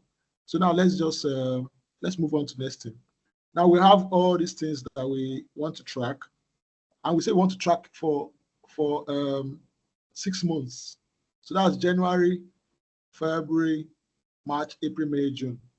So now let's write for January. Let's write a date. Let's write January. Which year? Let's say January 2024. So say January 2024. When you write something like this in Excel will automatically assume it to be a date, and it will reformat it for you into a date type, data type. So when I click enter now, you can see that it has changed. I wish people are following through what I'm doing so that you don't have to start rethinking it. It will make sense if you're actually hands-on with it right now, because it will be easier for you to follow through what I'm doing. When I wrote January 2024, Excel formatted it back for me into this, because it's appeared to it, it's intelligent enough to know certain type of data that you're trying to do. So it gave me custom. But if I want it to be a data type here, I will go here. I can pick any data I want. I can say long to show me this. I can say short to show me this. I can also say I don't want it to be that way. I can make it more custom to make it the way it was before. I can say, okay, no, I want it to appear like this. Then I say, okay, and it goes back to this. Or I can come and say, no, I want it to appear just the month and the year. Let's see the options here. Is that one? So it's not showing. Let me come and pick. I'm looking for a one that has month and year. Month and year. So you can see this MMM, months, YY, year. That's a format that we had before. If I click on this one now, it goes back to how we started it before. Is that clear? Or should I go over it again?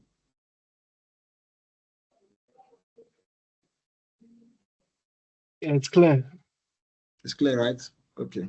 So this particular section, you will use it a lot to format your data to the way you want it to be. Now, this is January. Let's make space. Let's create another column for February. I won't write February as long. I'll just write February 2024. Excel will pick it up for me like that. And I write March. I just write March 2024. Always write the year completely so that it can pick it up for you. Then I write April 2024. I write May 2024. And February, March, April, May, June. I write June 2024.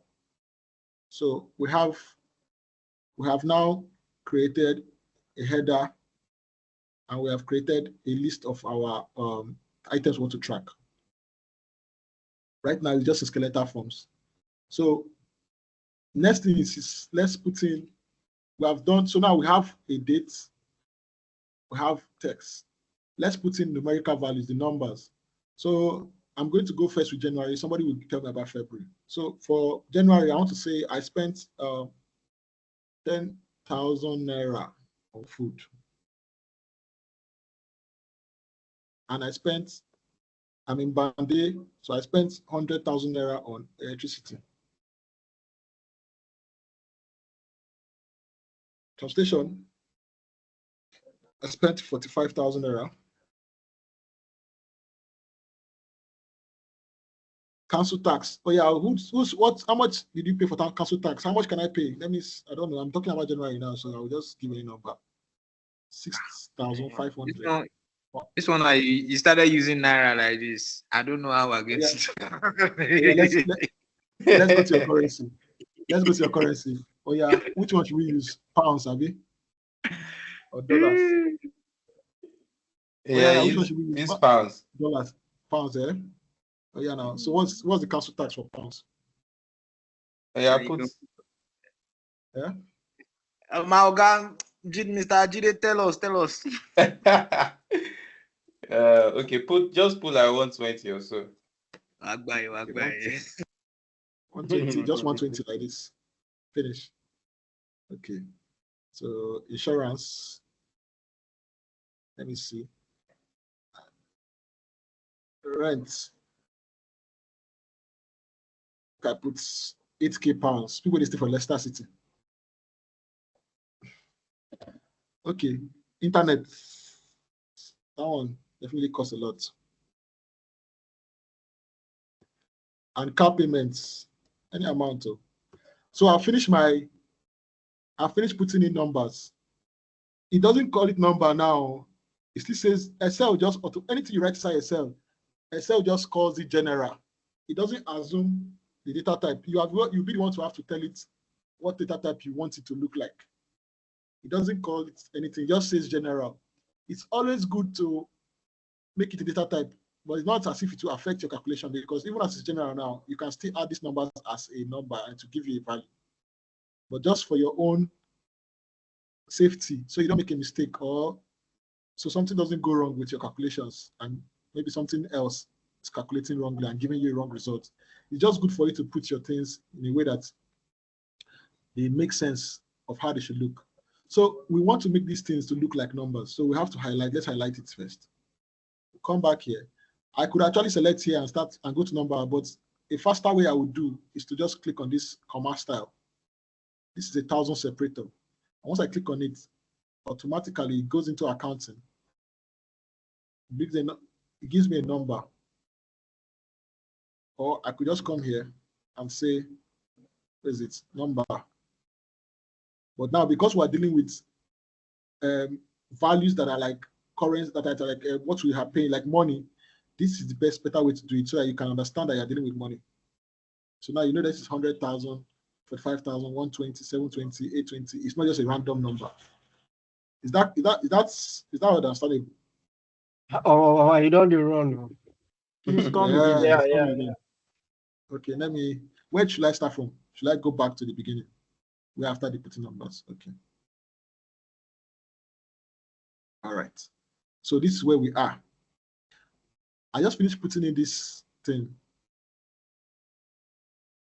And here, Excel just sees it as a general thing. It doesn't give it any particular data type, or it doesn't assume whether it's a number, whether it's a house, whether it's a monetary value, or whether it's a random number. It doesn't assume, just assumes that it's something. It just gives the general data type format.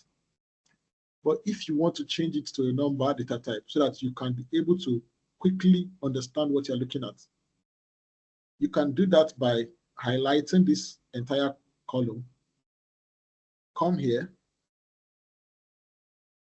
and click on this comma. Automatically, it makes this thing into an accounting value. If you want to still go further to make it clear that this is a currency that you have put here, not just one random number. You can come here, see this dollar sign. You can come here, click on this drop down menu here. It shows you different options of currency that you can attach to your value. Since I'm working with UK pounds, if I click on this one, it shows me the pound sterling sign beside the value. If you want to do that, I don't usually do it. I don't think it's necessary. But it doesn't matter. If you want to do it, you can do it. I just leave my own as a number. That's what's, because that will just, for me, I feel that one is just, it's extra. People do it too, but it's not necessary like that to me. So, well, let's leave it. So do we leave it or should we take it out? What do you think? Let's leave it, please. Let's leave it, right? Okay. Inspiration. Okay. So that's expense for January. So now somebody should give me their own expense value. What they want to assume the expenses with February will be like.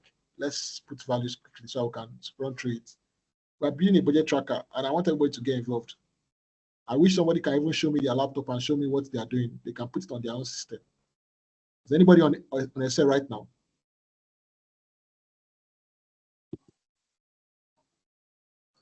Okay, cool. All right. Can you see my screen? Yeah, you can. Oh, okay. So just so I think I'm gonna do for February, yeah? Yeah, February. So whatever I spend on bills. Yeah, just enjoy the numbers. Okay. I don't pay council tax yet, so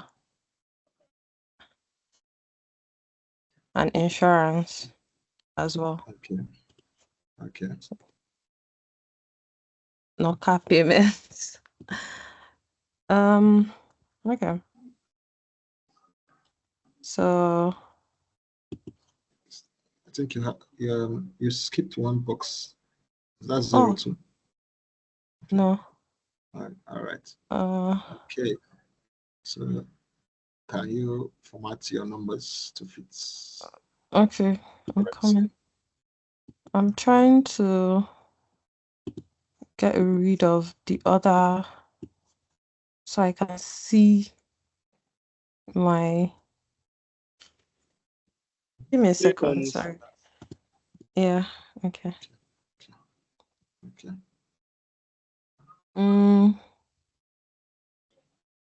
Click on insert. No, I've seen what I'm looking for. Okay. So you want to highlight everything and change them to. So that's not highlighting. That's a good one. That's a mistake now. So Control great. Z. Yeah. So you go back. So you see now, just before you go further, you see that cross. What just happened? Yeah. Okay, okay. Okay. So you see your cross now. Right now, where it is, if you put your cross, if you had put last time you did it, you went to put your cross beside that mini small box that was at the edge there. Yeah. And when you do that, what the cell assumes is that you're trying to draw down or to duplicate that particular value in this cell to go into the rest of the cells. That's what Excel will assume you're trying to do. Okay. That was not what you were trying to do. You were trying to highlight everything, right? Yeah. So now you have the hold your left button and pull and go down. Let's see what happens to you. The left click of your mouse. Yeah. So now you're highlighting this highlight. Oh, so, okay. Yeah.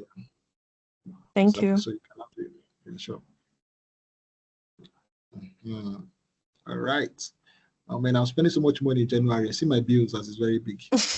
Jesus. Okay, so Samson, thank you. Thank you. Yeah. I don't.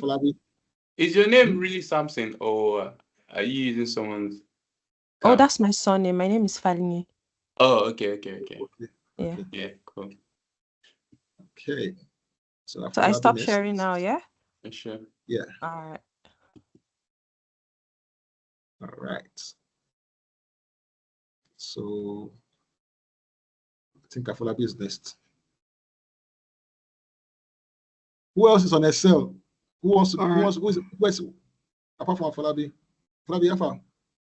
Yeah, I'm good. Am I supposed to duplicate our own numbers too? Or I should just do mine? You can put whatever numbers you want to put. It's not, just want to see you doing it. Just something, okay. Yeah, Judy, have you given me the access to share my screen? Wait. Okay, wait. Okay. So Maso, you're next after Afolabi to do the next month. Wait. I hope I'm calling that name. Is it Manso or Mas? I hope I call that name. I'm sorry if I'm calling it wrongly. Please. Afolabi, you can go now. You we might need to like okay, go past them, eh? No, I mean we might need to like hurry up because we don't want this class to like be too long. So maybe just skip that and continue what you were doing. Okay, let me. Yeah, I'm done. Okay. So after you now, we'll just run it up. All right. Okay. Afolabi, are you still coming up, or should I just continue? Yeah, just continue. Okay. All right. Okay. So I just wanted people to get. Let me just do it. We had so much to do, but let me just put. So, Fanny, give me your numbers again for the January, for the February. Okay, let me just put a number there. Anyways. You're not sharing your screen anymore. Oh, okay. All right. Did you ask me to do something? I was saying, no, I was saying something else, but like I will do it from here. Oh, okay. Yeah, no problem. Okay, can you see my screen now? Yeah. Can you see my screen? Okay. All right, so 500, 0, 0. This is 500. So, sorry. I can't remember. Yeah. So that's January. Let's go. Who is that? February. For this one? Okay. So March, let's just put them for cost of safety. Let me just repeat the values that are here. Now, what I'm doing now is I'm copying and pasting. So what I just did was I highlighted everything here and I said Control C. Then I came on to this place. I want to paste the value that was in February, also in March. So I now right click. I have options of paste that are different. This one says paste the values without any format. This one says paste the values just the way it was when you copied it. So I'm pasting it just the way it was when I copied it, which is this. Then for this April, I'll do the same thing. I'm copying this one. Then I'm coming here, I'm doing the same thing. I'm pasting it just the way it was when I copied it. So the thing I just showed you now is important because in some cases, you might want to use the paste option where you say paste just the values. This one. There are times where you need to do that. In short, most times you will do that because it's just because now we have this data because we did it by ourselves. That's why I can take that risk of pasting it the way I copied it. Sometimes when I'm copying data across sheets like that, I paste with the values because I don't want the format that I had before to repeat itself, or I want to change the format that I had, or there's some format that I don't know whether I could get again. So I want it to be just the value so that I can do my calculation without any errors. I will usually just paste it as a value. But for this case in our class, I'm going to use the format so I don't have to repeat doing the formats again. So now something else came up now. If you notice it, when I pasted the value here, some numbers started going into this pound sign. Does anybody know why this is happening?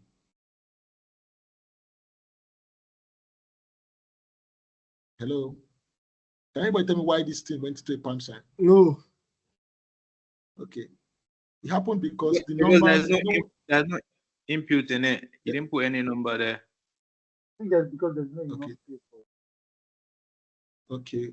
No, yes. Somebody said not enough space. That's actually why. Not the number. There's a number there. If you go to the cell, you see that there's a number there, but it doesn't show the number for you to see because remember when we had the issue of transportation exceeding our cell, right? We had to adjust the cells to fit for the transportation. In the case of a number, when you see the number showing like this, it means that the number is longer than the cell. So you also have to do the adjustment thing so that you can have the number show visibly. So who remembers what we did that time? You click on the right, then you double click to the left. So when you go to the top of the row, the column rather, then use the left, your mouse, the left cursor on your mouse to double click. Double click. All right, thank you. So yes, you can see it has expanded and it has started showing the values much more accurately. So now let me just do that copy and pasting thing again.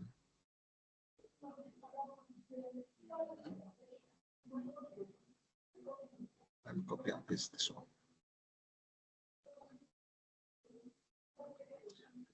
Okay, let me just put something unique for. You see what happened now? I said just assume that this guy's been doing pound since. I just wrote 600 now. I wrote 500 here. And so automatically assume that I'm sure he wants to do another pound again. So he just brought out the pound sign for me. Did you see it? So these are the things that happens when you work with Excel. It's intelligent. It helps you to grab. It helps you to make your work faster by assuming things for you, which you can actually change if you don't like it also. So 800, 799, 650, 644, just any number, 235. And 800. So yeah, let me take this out and put it here. And now, all right. Okay. Yeah. Okay. So we have done a simple tracker for 6 months. We have a few things now. The next thing is to format it to make it look good. The first thing I want to do is to make this whole thing here bold. I also want to make this budget tracker. I want it to expand and cover the length of this particular point. So what do? I come on this cell. This is the cell that contains the value. Then I just extend it this place to the length of this particular this thing. So this is what I want. I want it to take all this upper region and all this place. This is what I want it to do. So I highlight everywhere that I want this particular monthly budget tracker to cover. I hope I'm not. Am I too fast? Hope you're following me. Hello. Yes, we are. Yes, Yeah, we are. So I've highlighted everything here because I want to make this monthly budget tracker to cover this entire area. Then I go on my ribbon again. There's something they call merge and center. Merge and center. What merge and center does is that it will merge all this cell as one, and to center the text into that particular region that you have merged. So I click on it, and it does that for me.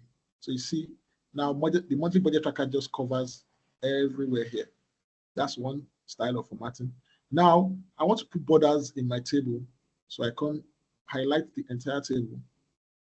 Then I right click. I come here to say format cells. And I come here to say borders. I select thickness for my border. This is the thickness I want. Now these things show you where do you want your thickness to be increased. This upper one shows the outer border, which is outside. So I put it here. It goes. This one here says the lower side. This one says this. This one says for this. Now, if I want to modify the inner borders, I want to change. I've chosen a different thickness now. So I pick this one, does the inner one. This one does this one. Now, this particular thing I've done now will make everything to look like this. So look at how it looks now.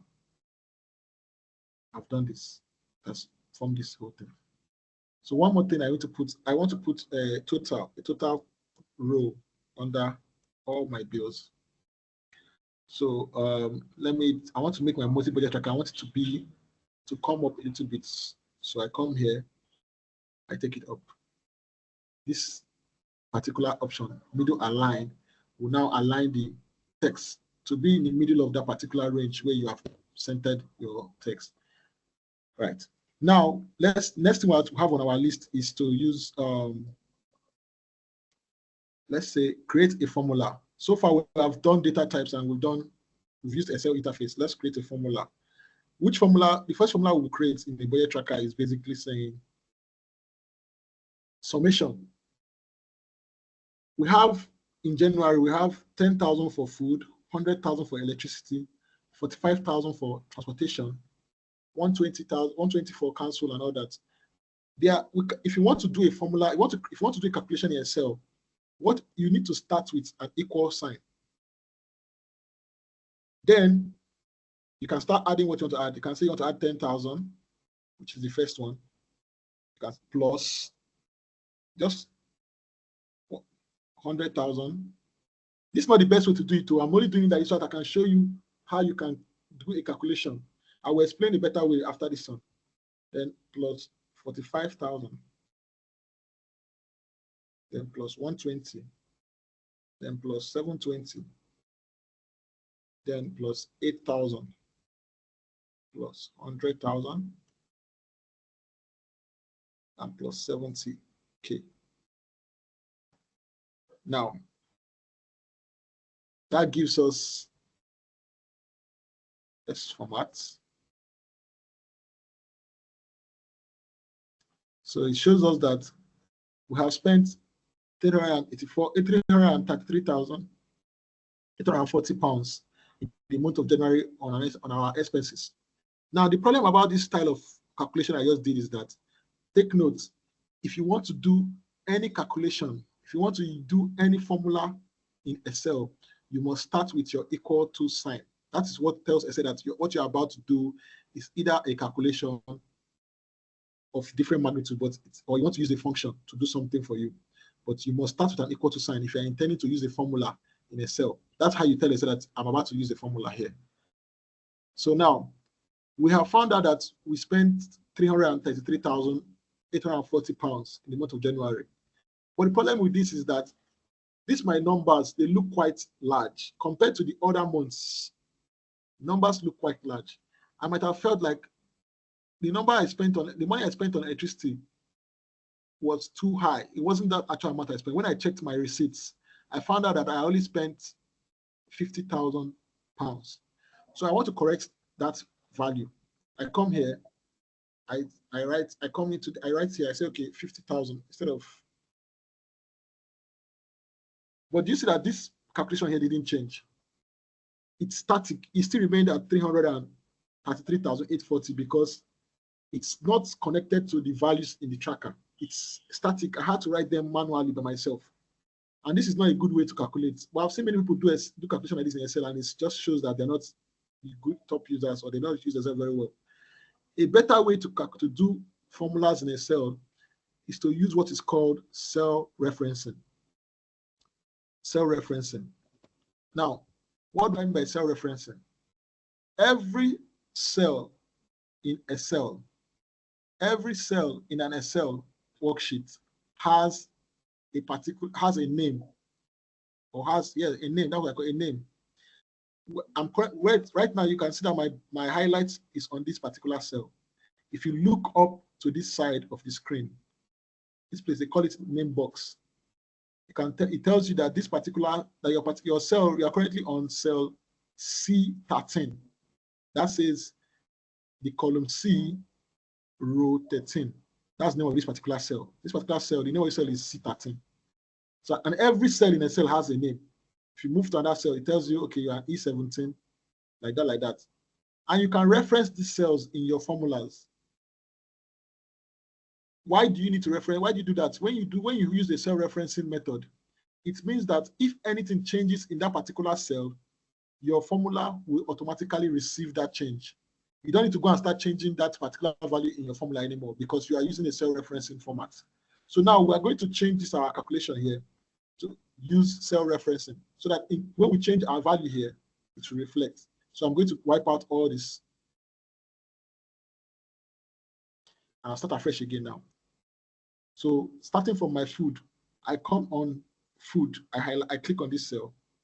I say plus this one, plus this one, plus this, plus this, this,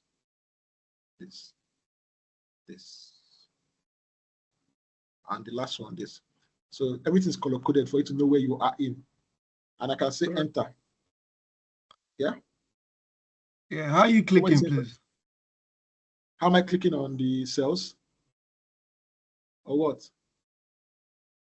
What's the question? Well, just go through it again. You went to click on food, then how do you now start adding up? Okay. Let me do February to show you. So I started with equal to, then because my highlight is still on this particular cell C13 now, where I have February under it. I just take my mouse and I go on the cell that's on the roll of food for February, and I left click once. As long as you still have your equal to sign active, anytime you click on this particular cell, a cell will know that you are building up a particular formula. It doesn't stop. It waits for you to decide whether you want to click enter to end it or to stop. So now, if I don't want to continue clicking on anything again, I will just hit enter on my keyboard to just show me that particular cell that I just referenced, which is 450. Do you understand that now? First of all. Yes, please. Yes. Okay, now. But if I want to do more things, because I don't want to just I want to use every cell on that particular row column. So I come back here. Now I'm back again here. I put plus. I go on the next row. I left click. I put another plus. I left click, another plus. I left click, another plus. I left click, like that, like that, like that. So I'm done now. When you are done, you hit the enter key on your Microsoft. I think that's what it is on an Apple laptops too. Enter key, and you are good. So now, to talk about cell referencing. So I said, in this particular month of February, car payment was 0. I now remember that I just paid for my car. I paid for a car payment. I said I pay 1,000. I come here and I write 1,000. See that calculation has changed to 3,730 now. That's what cell referencing does for you. It helps you automatically update your calculations without having to go and change them manually. So you can, now you've done this calculation, you can easily just stretch your calculations to cover for the rest of the box, like Fanny did. If you come to this bottom mini box here and you hold the left key on your mouse and move,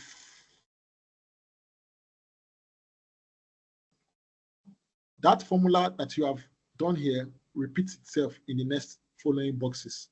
So now we know that what does this thing mean? What does this particular thing mean? Who remembers what we talked about this thing? The cell is too small. Cell space isn't enough. Yeah. So now let's do it. Let's do it as a whole. You can easily highlight everything and just do it once. Oh, okay. Let me just do it. I'm supposed to do it once anyways.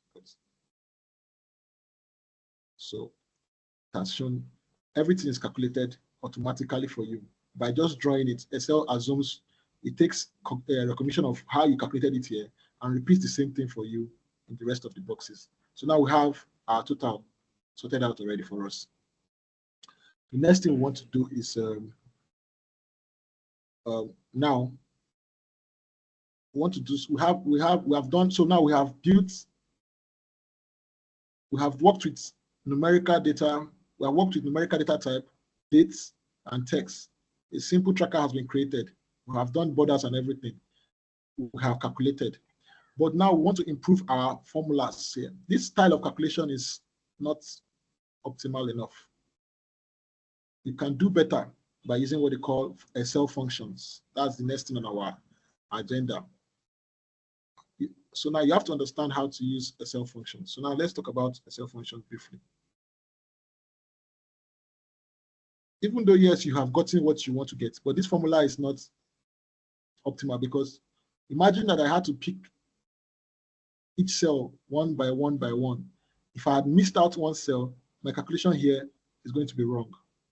And I wouldn't know. I might not know. This is because it's just 5 or 4 cells, it's quite easy for me to pick it and use it. Imagine I have to deal with like 100,000 lines. How will I be picking 1, 1, 1, 1, 1 like that to the end and adding it? It wouldn't be optimal at all. So what do? We have what we call the sum function, SOM.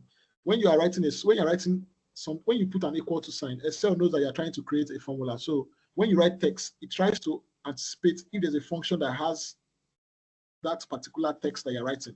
As I was writing sum, it called up all the kind of functions that have sum in their names. It brought it up for me. But for me, I'm just trying to use the first one, sum. So I just left-clicked on it. And now, this is an Excel function. An Excel function is something like this. The name of the function, and it tells you this particular pop-up window is telling you, can you guys see my pop-up window here? It's showing me how I should use that function. It's telling me you must put at least one number. That's why it's showing me number. When you see a bracket like this, that square bracket, it tells you, it's what that means to you is that you can put another number, or you can ignore it. It's not needed. It's not necessary that you put 2 numbers. When you see this kind of dot, dot, dot, it's telling you that you can put, first of all, you have the option of putting, you must put, this first one says you must put at least one number, comma. Optionally, you can add another number. This comma now says, optionally, you can add an infinite amount of numbers too. Is that clear? Hello?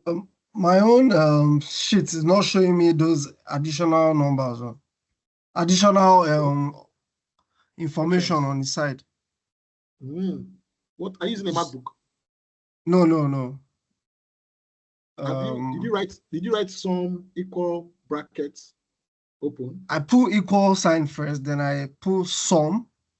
Yeah. And it has given. Let me go to it again. Let me see. Okay. Yeah. Equal to sign, sum, open brackets. Okay, yes, I've done that. You can see it Yeah. now. So you have to put the open bracket first.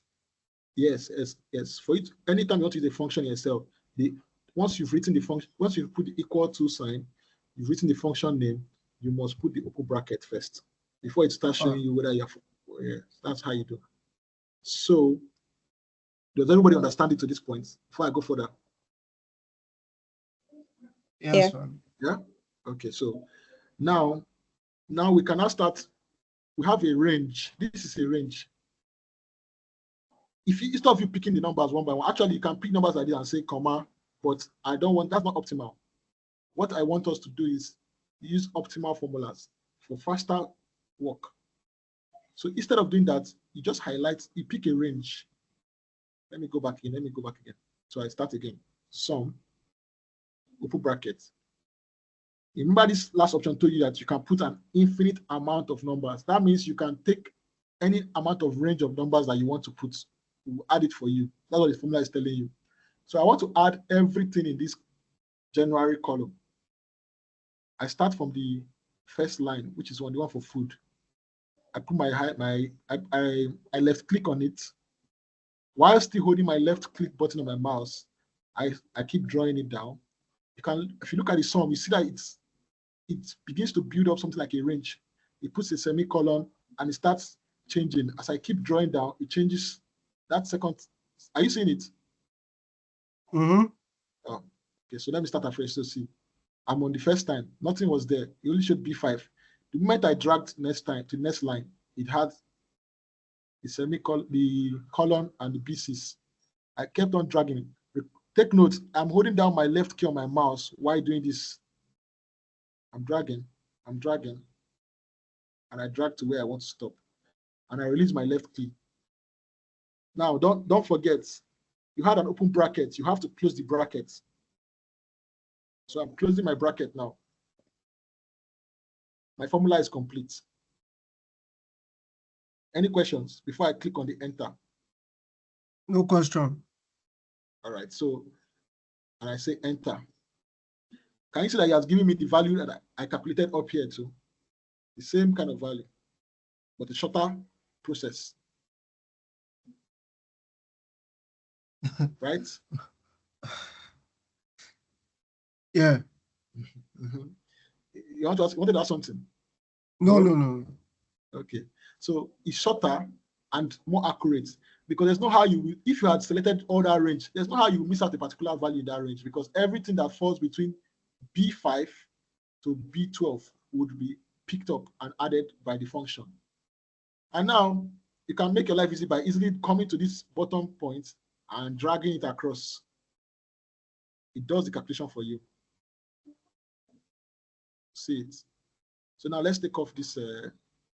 Now I'm going to show you how to delete a particular row in a particular calculation without altering your data. Once I want to take off these particular values, these values here, I want to take them off completely. What do? I come on this row, click on it, left click on it one time. It will highlight the entire row for me automatically. Then I come to this place, this delete. Select a drop down. I say delete sheet rows. Normally, if I just click on delete, Excel knows what I want to do because since it sees what I highlighted already, if I say just delete, it takes it off automatically for me. So that has gone. I can easily call this a total.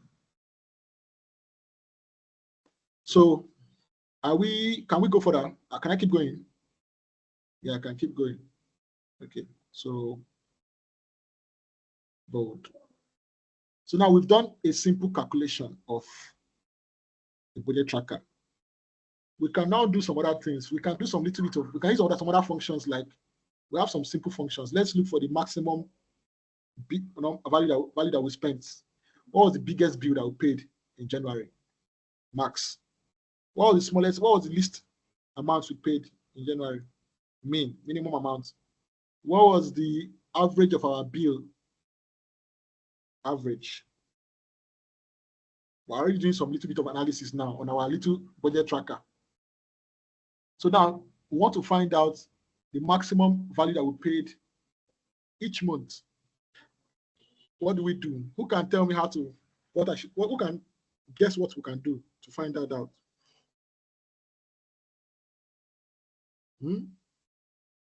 You press equals to. Okay, press equals to. Yes, that's the starting point. Okay. We're trying to find the maximum value or the biggest value. Press, put in max or something like that. MEX. MEX, let's see. MEX. Oh, yes. There's a max formula. And if you read it, it says something. It says the thing gives you, it says returns the largest value in a set of values. That's a little bit of note explaining what that function does for you. So MEX, I put my open bracket. I go back again and I pick this range of numbers and I close the bracket to tell me what was the biggest number that was there. And it tells me that 100K was the biggest bill I paid in January. So I don't have to repeat that same form. I just have to just stretch it out and it will do the rest for me for the rest of the month rather.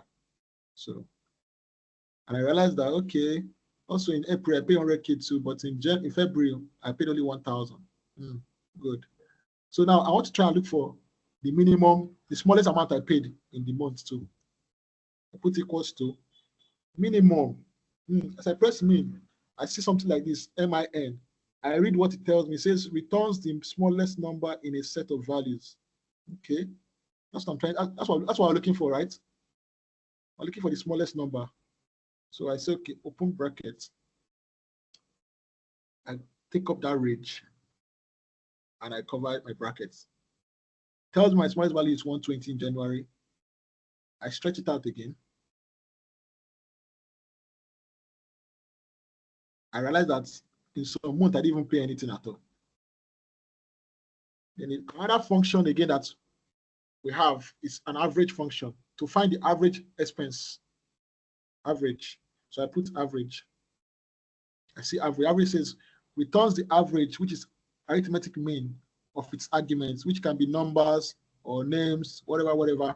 But mostly I use them for numbers. So I say average again. And I come.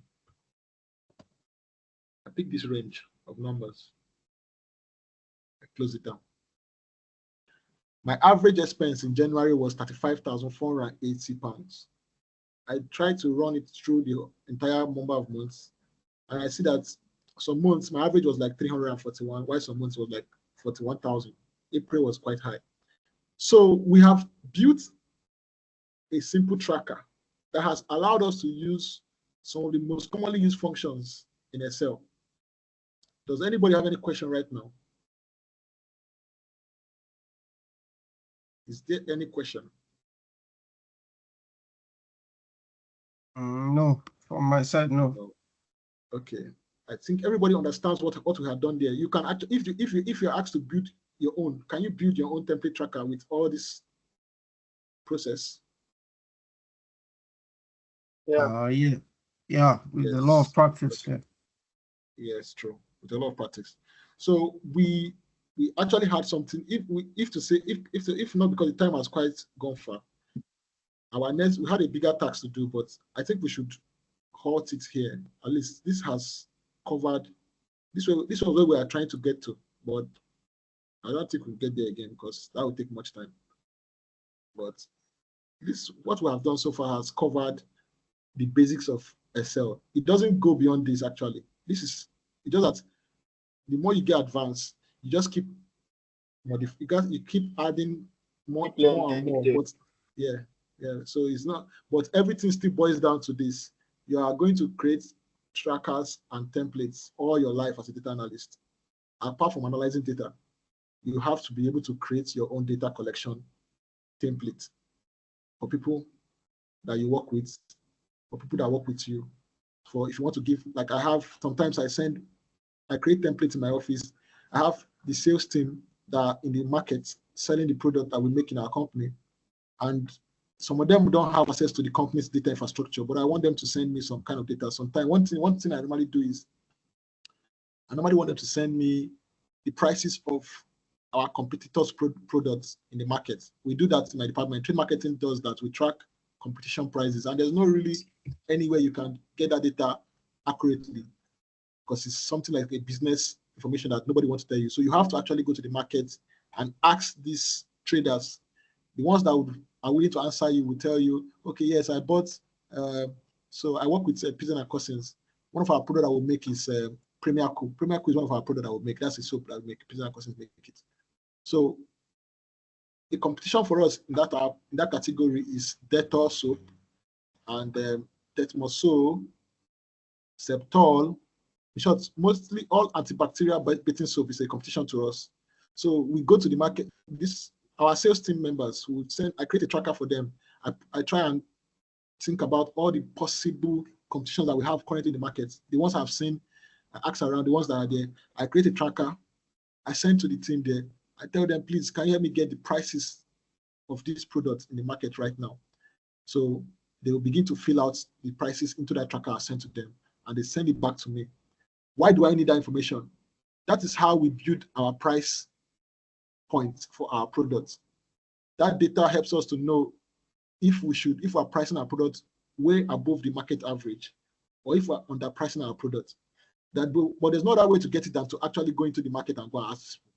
So I have to create a tracker for them because that's the only way. Traders cannot access our infrastructure for data and put numbers there. So, but with that tracker, they can get the numbers to me, and the company makes decision. Literally, the current price of Premier Cool was built up by that kind of style. if you go to the market. So that's what you will do professionally. You build trackers a lot. That's why I just said that if you do that today, if we had more time, we would have done other things. So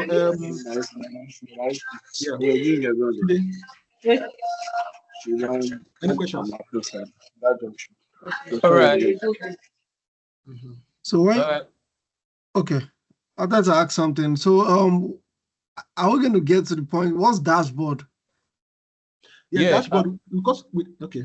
Gilbert, can you just quickly do one or two? Just maybe if you can do that in the next 10 minutes. Can you do one or two like visualization? Yeah. So just so the okay. So with this data, let me just work with this. We have created a data now with our prices and everything. So let's try and see if we can create a visual from this data. Yeah. We actually planned more, but obviously we might have time has time has gone. Yeah, we spent too long. So yeah. But let's just show that visualization and then so this is a table. So I want to visualize this thing now. So I can come here on my this thing. I would put let's say I want to insert, let's say, a chart. Now see the chart is talking about showing monthly expenses. If I say let me try it's not fresh enough. Okay, let me just visualize 1 month. Or let me a dashboard just helps us to visualize data. Instead of just looking at it as a table format like this, it's easier for us to look at it as a picture and thereby know what is happening in our data. So I want to just visualize. Let me take out this thing. I'll visualize just this January month to show what particular expense is taking up most of our money. I want to insert a particular, so this is a chart. That's how it is on it. So it just shows, this is a chart that shows my expense in January. From this chart, what takes up the most of my money? Who can tell me? Internet. Yes, exactly. It's quite easier you can see that it's quite easier for you to just easily know that than looking at the table. If you have to look at the table, you have to be looking at the table one by one. It's quite, you see difference? Yes, there's difference. Yeah. So when we talk about dashboard is basically saying if we have visuals like this for different sets of things that are connected together, we can easily now, from a glance, grab more information instead of looking at a table. Let me use a real life data set quickly. The one I worked with in the morning time where we're talking about thinking like a data analyst. Let me just visualize that one for us so that we can call it a day. So this is a data set. This data set is an Excel table right now. But I didn't explain that one, but maybe another time in another class we'll get a chance. So we have a table already. Now, if you look at the Excel ribbon, it shows once I come on this particular place, an option comes up. It says table tools. If I go off there, nothing is showing. I come back here, it says table. So this is a table. If I click on that design, it gives me some options. That particular option goes away when I leave that table. When I come here, it comes. This design now. I can now summarize this particular table, what I call a pivot table. So look at this option here. It says summarize with the pivot table. I click on that thing. Now, it now asks me, it has already automatically selected the table range of everything that's in this particular table. It selected it. If I click on OK, I go to a new sheet.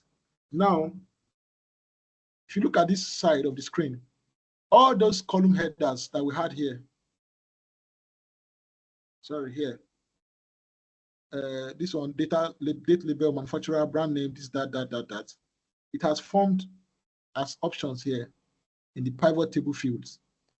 And I can easily visualize things faster. If I just click on, normally what pivot table the default nature of pivot table is to summarize numerical data. So if I click on this, you know that sales amount is a numerical data. If I click on sales amount here, it just gives me the total amount of sales of everything I've sold, which is about 2 billion. I think is this 2 billion or this is 2 trillion self? What's this? This 2 billion, Abi? 2 billion. 2 billion. So what it means is that for the last 3 years, my total amount of sales, my total sales value for 3 years is 2.7 billion. Wow. Cash out. So now that's total amount. But that doesn't say anything. That doesn't give us any particular information.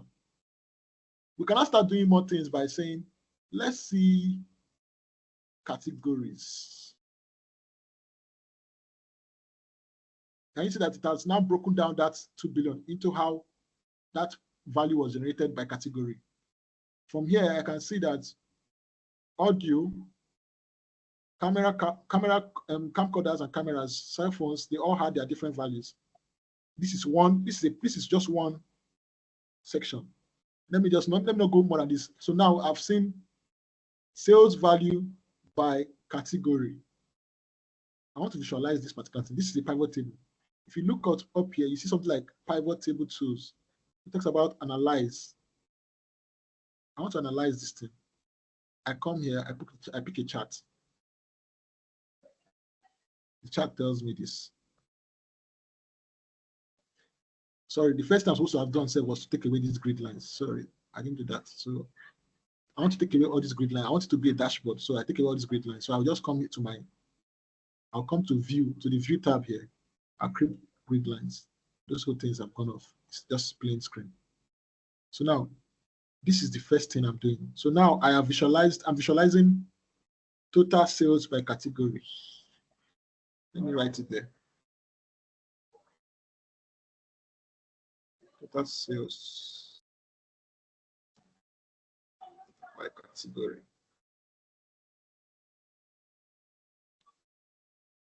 We can see from here that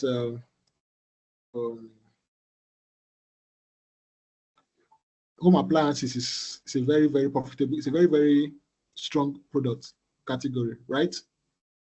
Followed by cameras, camcorders, cell phones, not so much. Music and movies, very bad. I'm sure that's like the worst category because it's very low. That's one thing. Now,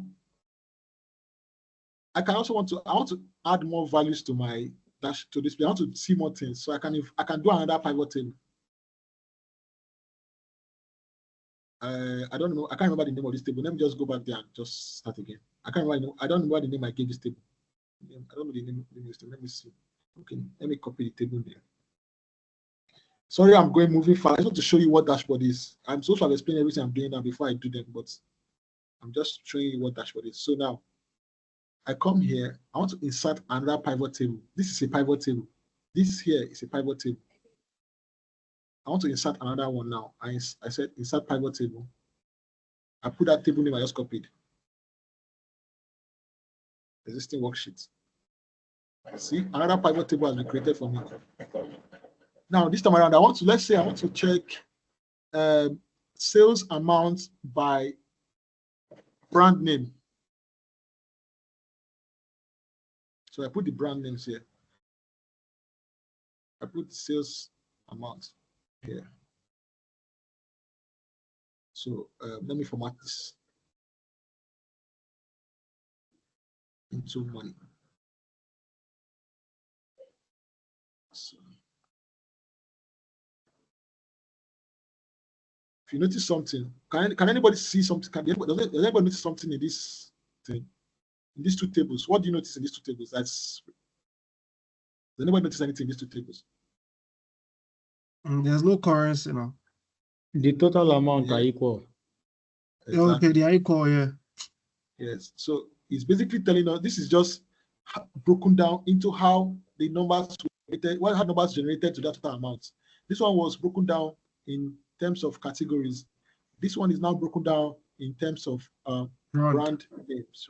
Yeah. So we know that in categories, we know that home appliances are performing very well, but we don't know which brand performs the most. home appliances can be all kinds of, all brands as well as home appliances fall under this particular number. But when we come to this brand name, we have different names. If we want to go deeper in this part, if we want to still know now what categories are in each brand, or what category does each brand play in, we can now go there and say, okay, this is the table we are in. Let's put a category under the brand name. So this breaks it down for us more. Tells us that, okay, some of them are home appliances, some of them are this, that. Easily we can collapse this thing so it doesn't get too long for us. Now we can also do a chart now to visualize this thing that we're doing. Now that's the second chart we have created.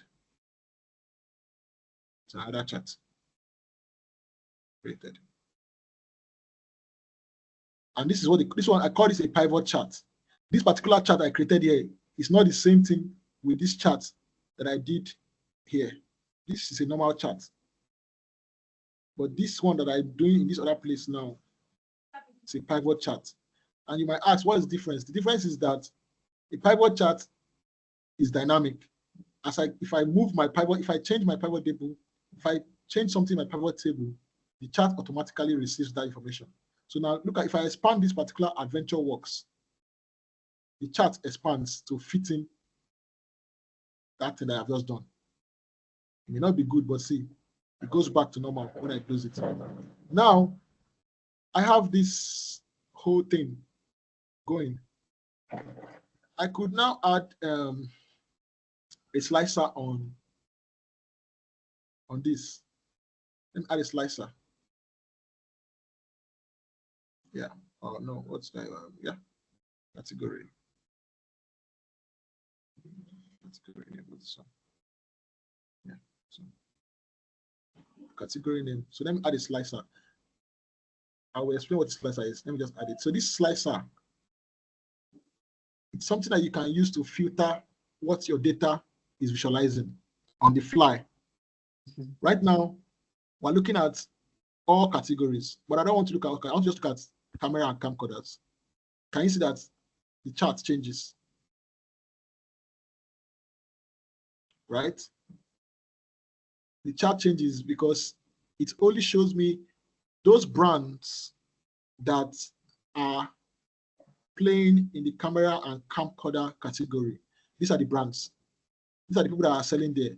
And in that place, we can see the top two brands there. We can see that Datum and Fabricam are playing head-to-head in that category. If I want to check, let me check cell phones. I see that only 2 people are selling cell phones. So the slicer helps us to cut down the data to a way that we can easily start seeing some hidden things inside our data. If you look at now, you see that in the cell phone, can you tell which particular brand sells more cell phone than the other? Which one sells more? The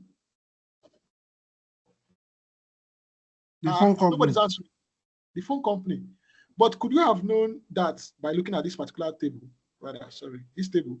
Can you really know who sells the most phones by looking at this table? No.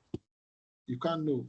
So, but when you start visualizing it like this, it helps you to have that insight that was hidden inside that big data set.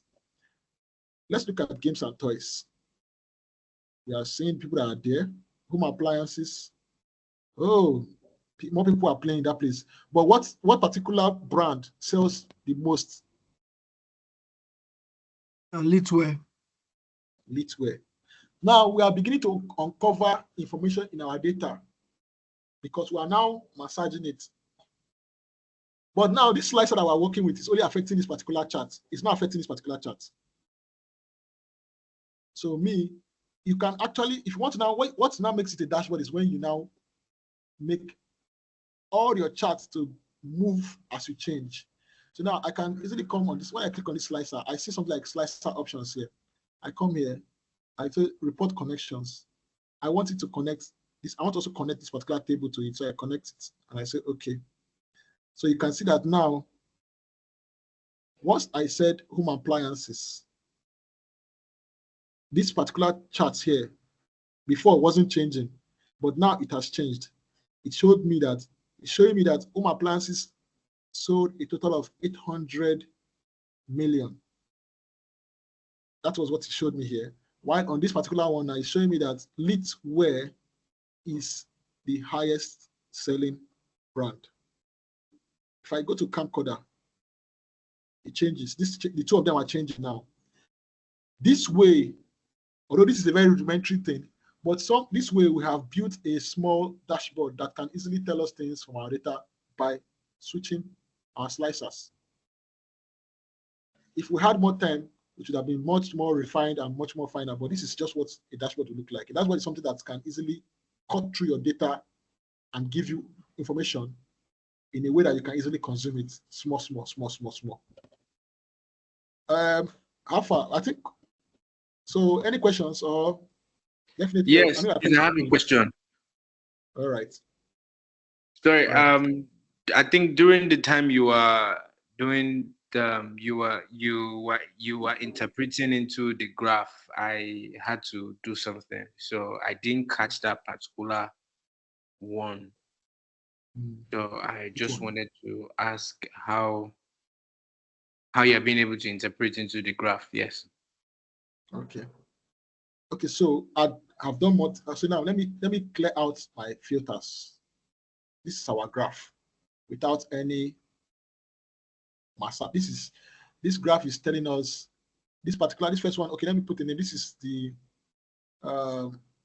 what's this one? This one says brand name, category name, sales. So this total sales by brand. Let me just put it like that. Total sales by brand. Total sales by brand. Okay. So these are our charts. This particular chart up here is showing us the total sales for the entire time. Okay, the data set that we have goes for 3 years. So this is showing us the total sales by brand for the last 3 years in this business.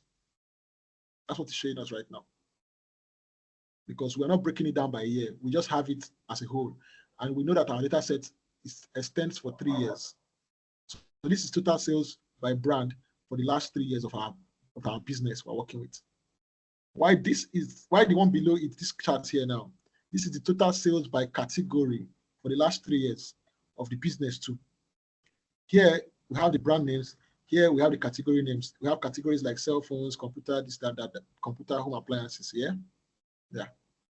So now let's start. What these numbers that we have you're not giving us a very, very precise granular detail. Just showed us that from a glance we can see that Contoso is the highest selling brand overall in all categories. And we can see that home appliances is the highest selling category overall. But we don't know which brand sold the most in home appliances. We don't know that information. We don't know what Contoso sold and made them to become the highest selling brand name. It might not be home appliances they even sold, but we cannot know now because we only know that Contoso has sold the most, or is the best selling brand rather amongst all of the brands. That's what we know now. But with our slicer, this is our mini dashboard we're looking at now. We have these categories that tells us, okay, cell phones, computers, and everything. So let's start looking at it by category. So let's start with audio. We see Contoso playing in the audio category, and they are the highest sellers there. And we realize that audio category itself sold 35 million. That's how much it sold over the past 3 years. And Contoso is the one that has the best sales by brand. So with this little information, let me ask you now, what can you what decision will you tell your manager to make with this information that you have right now?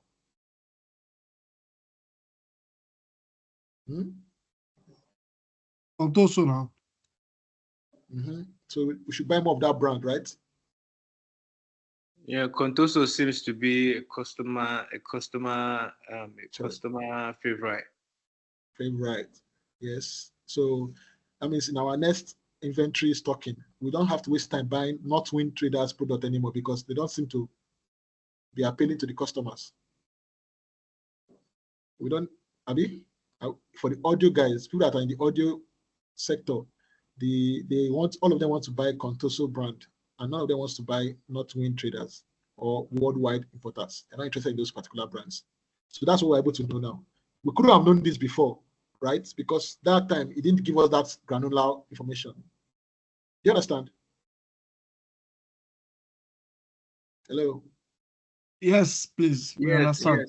Yes. So let's look at the cameras and camcorders department. Contoso that was the leading salesman. Contoso that was a very sweet brand now in the audio section. They don't really like him. The camera and camcorder section. Those people don't like. They don't like. Those customers don't like Contoso there. So my manager and this section, this particular section, sold 600 million in total. Remember, audio sold only 35 million, and Contoso was the leader there. In cameras and camcorder that sold 600 million, the leader there was this particular guy, A. Datum. Another struggling leader, another person there is, let's see, this is the leader. Who's the leader? Okay. Another important brand name is Fabricam that didn't show up here at all. So it means that if my manager was to look at this dashboard, after she goes through the first and second, she will know that on our next inventory restocking, when we're buying audio materials, we buy audio materials that come from the brand Contoso. When we're buying cameras and camcorders, we should focus more on buying more things that come from the Fabricam and A-Datum brand because they seem to be bringing in the most money. Also, we also realized that the camera and camcorder category is a very valuable category, generated over $600 million. That's a lot of money. The audio category, not so much of a category like that. It's just there, 35 million. We can actually ignore it altogether because it's not as if it's bringing in that much money. Are we seeing how this data is working out now? So this dashboard is helping us to make so many decisions on the fly. As we keep going through the categories, we keep learning new things about our products, our inventory.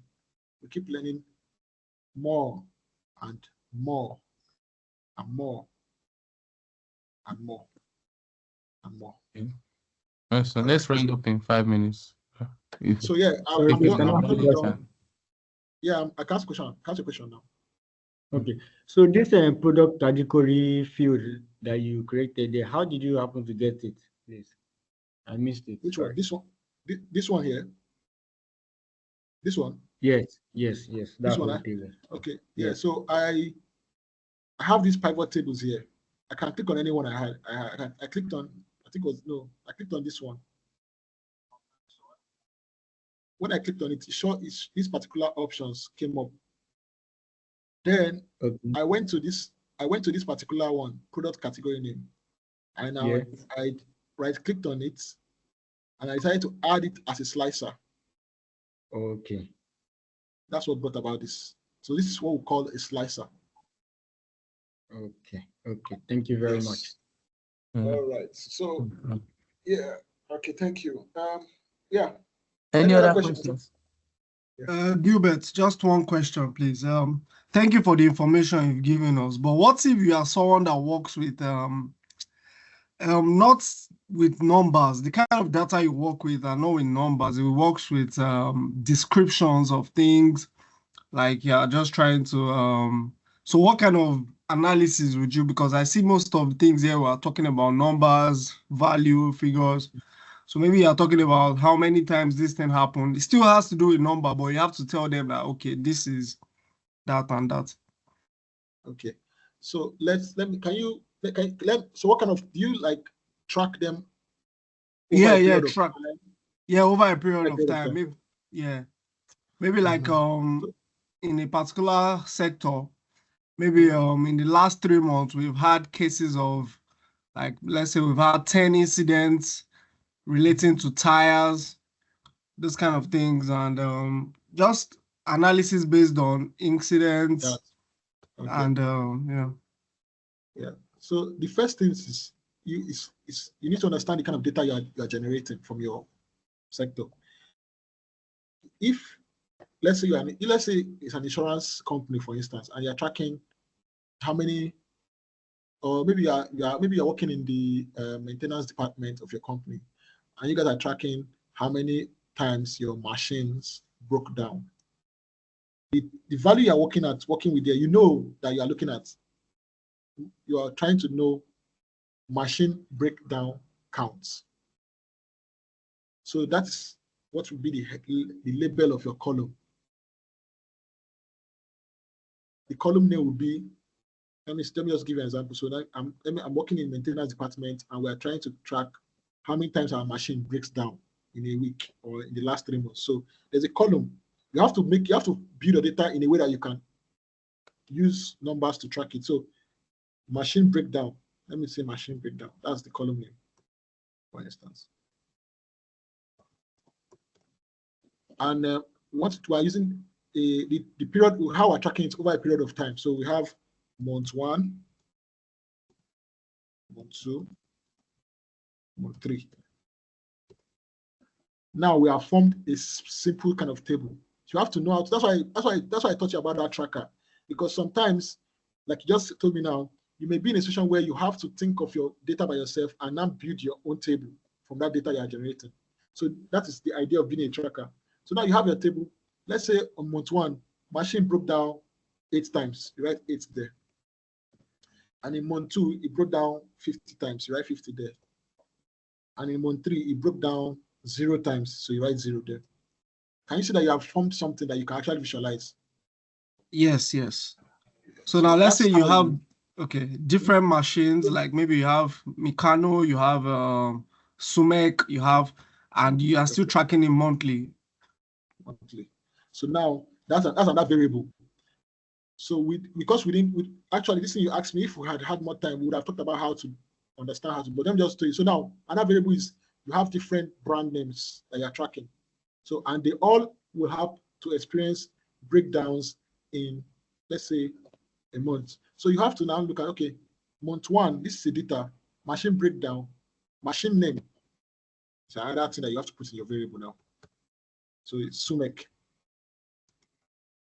In month 1, now you realize that in month 1, Sumek broke down 8 times.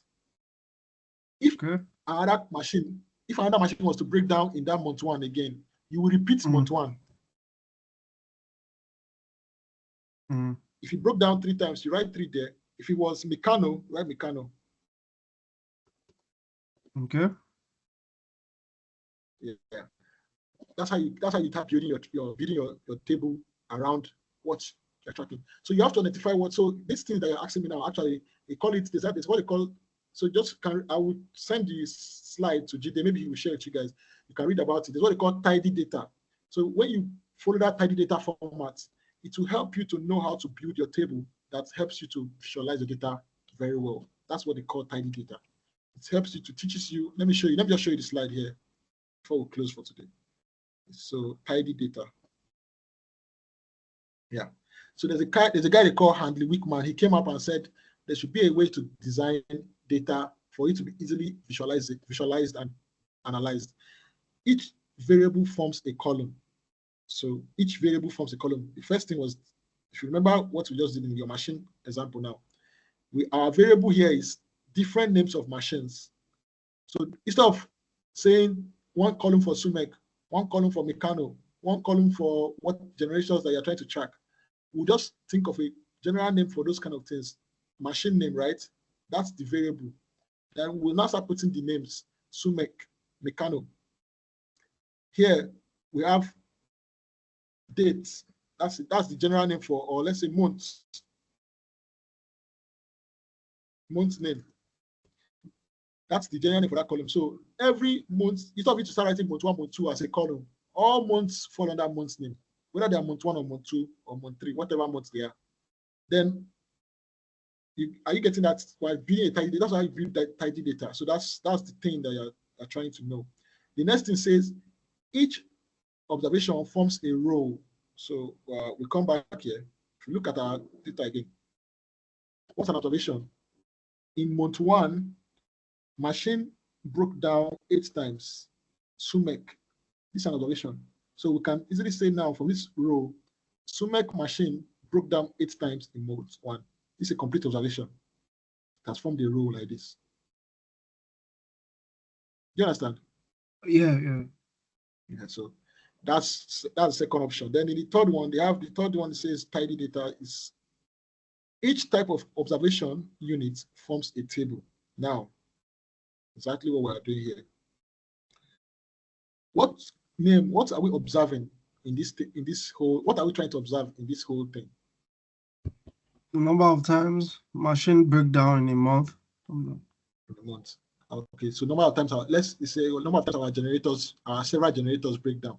So since we're observing different kinds of machines in different rows, as a whole, when you observe all your machines, they will form a table of rows that tells you about each individual machine behavior over the period of time. That is how you know that your data is tidy. So now you have one row, you have your variable columns, you have your, this two is a variable column,